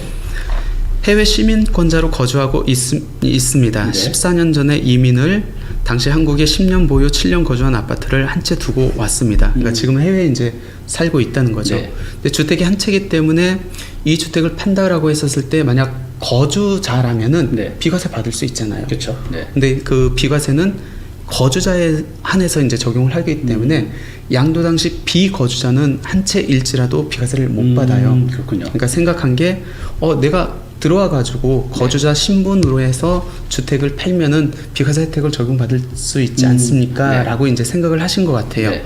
그러면은 제가 만약 한국에 들어와서 네. 얼마 동안 거주해야 거주자 신분이 돼서 비과세 혜택을 받을 수 있습니까? 라는 거예요. 어떻게 되죠? 이것도 이제 해외 가신 분들이 많기 때문에 많아요 요즘에. 네. 왜냐면 비과세가 요즘은 양도 가격이 워낙 크다 보니까 이게 몇 억이 왔다 갔다 하니까 그렇죠. 네. 오히려 이렇게 계획하신 분들이 많이 있거든요. 우리 이제 법에서는 비거주자가 거주자로 되는 시기를 어떻게 규정하고 있냐면 국내 주소를 둔 날, 국내 주소를 둔 날. 네. 예, 그리고 국내 거소를 둔 기간이 183일이 되는 날, 이때 네. 이제 거주자로 된다는 거거든요. 인정해 준 거면. 네. 그럼 그 거주자 된 시점 이후에 양도하면은 이제 비과세를 받을 수 있다는 겁니다. 그렇군요. 그럼 내가 들어와 가지고 나는 이제 주소를 못 두고 거주자 그러니까 거소를 둔 거소. 신분이라고 하면은 133일이 지나야 비로소 이제 거주자의 신분이 되는 거고. 네. 근데 그렇게 거주자의 신분이 됐다고 해서 바로 또 비과세를 받는 건 아니죠. 왜? 네. 거주자의 신분으로 해가지고 2년 거주, 2년 보유를 해야 되기 때문에 그렇군요. 물론 예전에 취득한 것들은 2017년 8월 3일 이전에 취득한 거는 거주 요건은 없겠죠. 그쵸. 최소한 보유 요건은 보유 요건? 있어야 되니까 거주자 신분으로서 2년 동안의 거주자 신분을 보유를 하다가 팔아야 비과세가 된다. 라고 이렇게 보시면 될 것 같아요. 이번에는 네. 87년도에 비조정 대상 지역의 시골의 120평 단독주택 2층을 짓고 살고 있습니다. 네. 작은 빌라를 10년 전에 매입해서 2,300만 원 손해를 보고 네. 올해 5월 달에 매도를 했습니다. 네. 손해를 봤다면. 예. 네. 그리고 조정 대상 지역에 2017년 7월에 분양받은 아파트가 한 채가 있습니다. 결론적으로 세 채를 갖고 있었다는 그러게요. 거죠. 네. 시골에 이제 비조정의 한 채, 네. 그다음에 빌라 네. 한 채, 그다음에 조정 대상 지역에 아파트 한 채 네. 가지고 있는 상황에서 올해 이제 빌라를 손해 보고 이제 먼저 팔았다는 거예요. 네. 그 상태에서 시골에 있는 주택을 팔고 싶대요. 그러면은 시골에 있는 주택을 팔 때는 나는 이제 빌라하고 시골에 있는 주택만 갖고 있겠네요. 네. 그 중에서 시골에 있는 주택을 팔 때는 2주택 상태에서 파는 거니까 또 일시적 2주택 지금 비과세 요건이 안 되거든요. 그렇죠. 네. 그렇기 때문에 무조건 얘는 세금이 나와요. 양도 차익이 있다고 하면은 네. 물론 양도 차익이 없으면 내야 될 세금도 없겠죠. 근데 양도 차익이 있으면 세금이 나오는데 다행인 것은 네. 비규제지역, 비조정 대상 지역에 있기 때문에 중간은 2주택 중간은 이제 적용이 안 되는 거죠. 다행이네 이거. 예, 주택이 있다 할지라도 조정 대상 지역에 있는 주택을 매도를 했었을 때 중과가 되기 때문에 네. 그러니까 일반 세율은 적용받을 수 있습니다. 근데 비과세 적용은 안 된다. 근데 한 가지 팁을 드리자면은 네. 올해 먼저 매도를 한 게 2,300만 원 손해 본 게 있어요. 네. 그러면은 저 같으면은 이 시골에 있는 주택을 매도 계획이 있다 하면은 또 양도 차익이 있는 상태에서 매도를 해야 된다고 하면은 올해 매도를 할 것 우리 같아요. 안에 왜 그렇죠? 왜냐면 아까 양도 차손 있잖아요. 그게 상계될 수 있어요. 그러니까 같은 해 해. 팔면 그렇죠. 여기 마이너스 되고 플러스 되면 이게 상기가 된다는 그렇죠. 거죠. 근데 이걸 해를 넘겨서 팔면은 이 2,400만 원 손해 본 게 그냥 소멸돼요. 그냥. 그렇군요. 너무 아깝잖아요. 그러니까 같은 해에 손실과 차익이 있으면은 같은 해에 상계를 시키고 같은 해에 차익과 차익이 있으면은 연도를 달리해라. 달리. 예, 네. 가장 기본적인 절세 방법 중에 그래요. 하나다라고 이거 중요한 이렇게 팁이네요. 예, 네. 보시면 될 것 같아요. 네. 9.13 부동산 대책 이후에 네. 조정 대상 지역에서 주택 임대 사업자 종부세 합산 배제하고 양도세 중과 배제 혜택이 사라진 걸로 알고 있습니다. 네. 예, 정확하게 잘 알고 계시고요. 네. 이것은 매입 임대주택만 해당되는 것인지 아니면 건설 임대주택도 해당되는 것인지 궁금합니다. 매입 임대주택에서 하나고 건설 임대주택은 그대로 적용받을 수 있다. 그래서 지금 현재 뭐 조정 대상 지역에서 주택을 건축해가지고 건설 임대주택으로 등록을 하고 법정 요건을 충족하면은 혜택 그대로 적용받을 수 있다라고 이렇게 보시면 네. 될 것 같습니다. 그러니까 건설임대주택은 날짜와 상관없이 언제라도 이 조건을 맞추면 혜택을 볼 수 있다는 거죠. 맞습니다. 근데 이분은 조금 그래도 공부하신 분인 것 같아요. 네, 그러게요. 건설 임대주택에 관한 관심이 많은데 네. 종부세 합산 배제를 받기 위해서는 아직은 매입 임대주택과 마찬가지도 수도권의 6억 원 이하가 적용되는지 아니면 혹시 9억 원으로 바뀌었는지 네. 이게 올해 개정세법 중에 있었거든요. 그래요? 우리가 보통 주택임대사업자의 세제 혜택을 받기 위해서는 뭐 가액 요건, 면적 면적 요건. 요건이라는 네. 게 있거든요. 그 가액 요건은 대부분은 네. 내가 임대를 개시할 시점에 주택 공시 가격이 6억 원 이하, 수도권 밖은 3억 원 이하라는 요건이 주어져요. 그러니까 그 개시할 시점으로 보고 그렇죠. 그다음에 실거래가가 아니라 공시 가격으로. 네. 예. 6억. 예, 가액 요건은 그렇게 되고 면적 요건은 국민주택 규모 이하여야 되는데 이번에 유일하게 종부세 합산 배제 그 적용할 때 건설 임대주택 같은 경우는 이게 6억 원에서 9억 원으로 상향 조정됐습니다. 그래요? 예, 그러니까 좀 납세자들한테 조금 유리하게 바뀌었죠. 그러게요. 네. 예, 그러니까 그 부분은 이제 말씀하신 것 같고 네. 거주주택 비과세 특례 혹시 아파트는 해당되는지요? 네. 아파트는 지금 임대사업자로 등록을 할 수 없기 때문에 그렇죠. 그 아파트를 뭐 등록해서 내가 2년 거주한 다른 주택을 팔았을 때 비과세 혜택을 적용받고자 하는 거는 그건 안 뭐 되죠, 안 이제. 되는 거고 네. 내가 그냥 거주주택이 아파트다. 그리고 이제 임대주택 등록할 게 뭐 단독이라든지 다가구라든지 그런 거다. 그러면 뭐 가능하겠죠. 그렇군요. 네. 예. 조정 대상 지역 하남에 A 아파트를 가지고 있는 시점에 재개발 구역 사업 시 인가된 비무허가 주택을 매입했습니다. 현재 주택을요? 예, 비주택 사업 시인가 인가 상태에서 A 주택 매도 후 네. 대체 주택 취득이 가능한지요? 이거는 내용 자체가 이제 네. 사실관계가 이제 정확하게 언제 취득했는지까지는 알아야 정확하게 되는데 네. 우리가 이제 한 채를 갖고 있습니다. 이 한 채가 이제 재개발, 재건축이 이렇게 진행되면은 네. 나는 그 주택이 못 살잖아요. 네. 그렇기 때문에 사업 시행 인가된 이후에 네. 내가 이제 살 집이 있어야 되니까 네. 대체 주택을 취득해가지고 그 주택에 1년 이상 살고 나중에 여기 이제 새로 재개발한 후에 신규 완공된 주택에 또 2년 이상 뭐 거주 뭐 1년 이상 들어와서 살고 네. 몇 가지 요건만 충족하면은 내가 대체주택으로 취득한 주택을 팔 때 설령 2년 이상 보유 2년 거주 안 했더라도 네. 비과세 혜택을 주거든요. 그것도 굉장히 큰 혜택이에요. 그러게요. 그러니까 네. 재개발이 예정된 그 주택을 가지고 있는 그 분들은 이 대체주택 비과세 요건이 해당되면은 적용받으면 굉장히 좋죠. 그러게요. 왜? 네. 대체주택도 비과세 받고 나중에 완공된 주택에 들어가서 또 비과세 받을 수 있으니까 네. 뭐 양쪽으로 이제 비과세 혜택을 적용받을 수 있거든요. 네. 근데 그 요건에 해당되는지 여부는 별도 판정을 해봐야 될 것 같습니다. 네. 질의하신 분은 이제 언제 취득했는지 여부가 구체적으로 나와 있지 않아가지고 제가 정확하게 판단은 못하겠는데, 네. 아무튼 그 요건을 충족하면은 가능하다라고 이렇게 보시면 될 것 네. 같아요.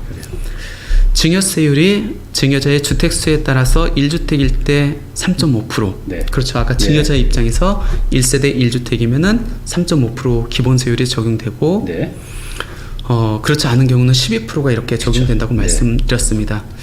공시지가로 세율이 정해진다고 들었습니다. 네. 그렇죠. 왜 그러냐면 무상이기 때문에 실제 거래 금액이 없기 때문에 그렇죠. 네. 국가에서 매긴 주택 공시 가격을 갖고 세율이 부과가 된다. 1주택 범위에 일시적 2주택은 들어가는지요? 아까 주는 사람 입장에서 한 채여야 그 3.5%의 기본세율이 적용된다고 했는데, 그렇죠. 이때 주는 사람이 일시적 2주택이었을 때 한 채로 봅니까? 라는 질문이거든요. 복잡하네요. 여기서는 안 봐요. 취득세에서는 그냥 증여 시점에 한 채인지 여부입니다. 이 뭐 2주택이 일시적 2주택이면 두 채 갖고 있잖아요. 네. 근데 이게 일시적 2주택이기 때문에 한 채로 봐줄 수 있지 않습니까? 그거는 유상취득에서만 적용되는 거고 무상취득에서는 적용될 여지는 없다라고 보시면 그렇군요. 될 것 같아요. 네. 똑같이 사업시행 인가 시점에 주택을 증여할 경우에도 이때도 무상이기 때문에 시세가 아닌 주택 공시 가격을 갖고 세율을 적용한다. 네. 이제 마지막 질문인 것 같아요. 마지막입니다. 네. 3주택자 일시적 2주택 유권 해석 부분입니다. 굉장히 요즘 문제도 많고 네. 많이 난감해 하신 네. 부분이거든요. 저의 경우는 16년도에 A주택, 2020년도 B주택, 네. 2020년 8월달 C주택, 네. 예. 그리고 이 주택이 그 다 조정 대상 지역에 있습니다. 네. 그러니까 2021년 1월 1일부터 뭐 이번에 이제 보유 기간 및 거주 기간 기산이 이제 바뀌었는데, 네. 어찌 됐든 올해 1월 1일부터 그 개정된 법이 시행을 되는데, 그때 당시에는 3주택이었다는 거예요. 그래서 이 중에서 세 채 중에서 한 채를 먼저 팔아요. 세 채 중에서 한 채를 먼저 파니까 얘는 과세가 됐겠죠, 무조건. 네. 그러니까 질문하신 포커스는 뭐냐면, 이 주택은 과세로 하고, 네. 그럼 남은 주택이 두 개에서 두 개니까 얘가 일시적 2주택이면은 얘 비과세 이제 받을 수 있지 않느냐라는 거예요. 그러니까 당초 취득일로부터 보유 기간을 계산해 가지고 2년 보유 또는 2년 거주를 판정해 가지고 비과세 를 적용받을 수 있지 않느냐라는 네. 겁니다. 국세청의 유권 해석에 따르면 가능했었어요. 그리고 했었어요. 예, 저도 가능하다고 그동안 설명을 했었습니다. 네. 근데 문제는 뭐냐면, 최근에 기획재정부에서 뭐 조선일보에서 이렇게 보도 그 신문 기사 난 거가 있는데, 그 다음날 바로 보도자를 내 가지고 네. 뭐 이상한 뭐 해석을 한 게 있어요. 그래서 이제 기재부에 뭐 이렇게 한번 문의를 해봤더니, 기재부의 생각은 뭐냐면 2021년 1월 1일 현재 일시적 2주택이 되지 않는 이상은 네. 내가 세 채를 갖고 있다가 한 채를 팔고 남은 주택이 설령 일시적 2주택이 된다 할지라도 네. 이거는 한 채 판날로부터 보유 기간을 다시 기산한다는 게 기재부의 생각이에요. 그래요. 물론 유권 해석이 나오지 않았습니다. 그러면 그렇게 되면 어떤 문제점이 있냐면, 같은 과세 관청인데 국세청에 그동안 냈던 유권 해석이 얘가 틀리다는 얘기거든요. 그러니까 이 부분이 지금 굉장히 문제가 많아요. 법 해석, 법 규정하고도 안 맞습니다. 네.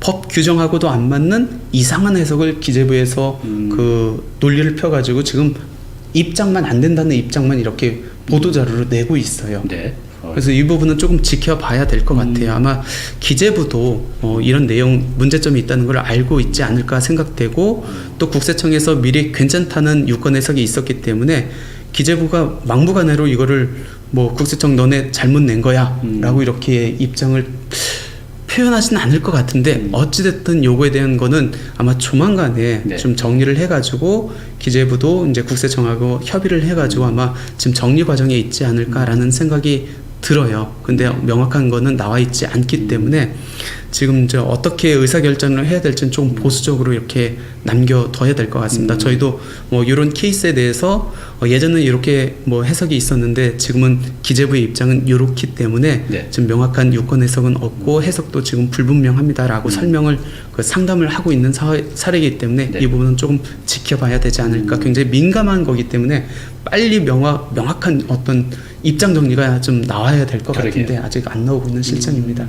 그래서 저도 요거는 조금 지켜봐야 될 것 같아요. 그래요. 세무사님 여기 아까 시작할 때는 꽤 상태가 좋았거든요. 다크서클이 많이 내려오셨어요.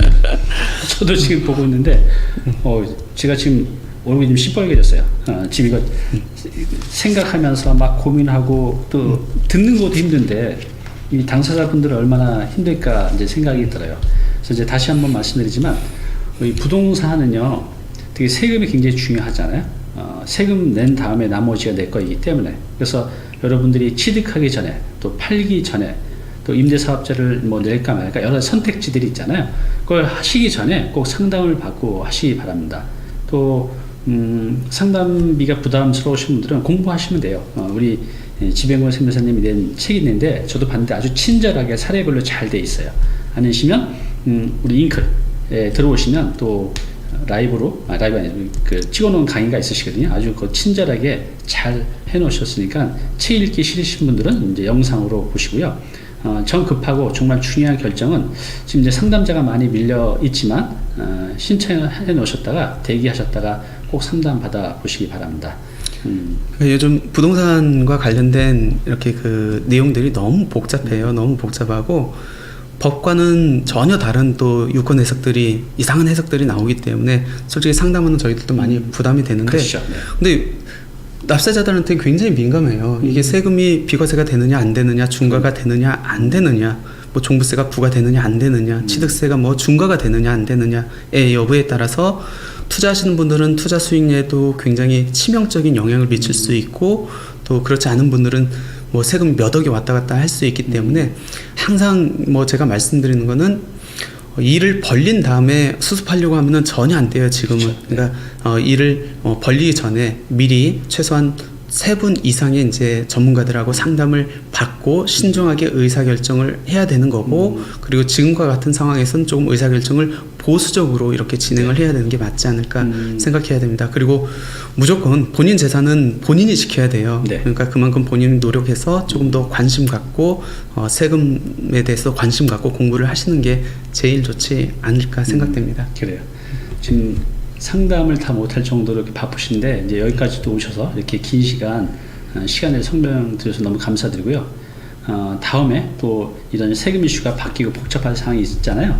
그때 한 번 더 모실게요. 꼭 한번 와주시기 바랍니다. 초대해 주시면 오겠습니다. 네, 이렇게 오늘 나와주셔서 너무 감사드립니다. 예, 감사합니다. 네, 네, 이것으로 오늘 라이브 방송 마치겠습니다. 감사합니다. 네, 오늘 정보 도움이 좀 되셨나요? 앞으로 이런 정보 계속 받아보실 분은요, 여기 구독 부탁드리고요. 그 다음에 오른쪽은 제가 추천한 영상입니다. 꼭 한번 보시기 바랍니다.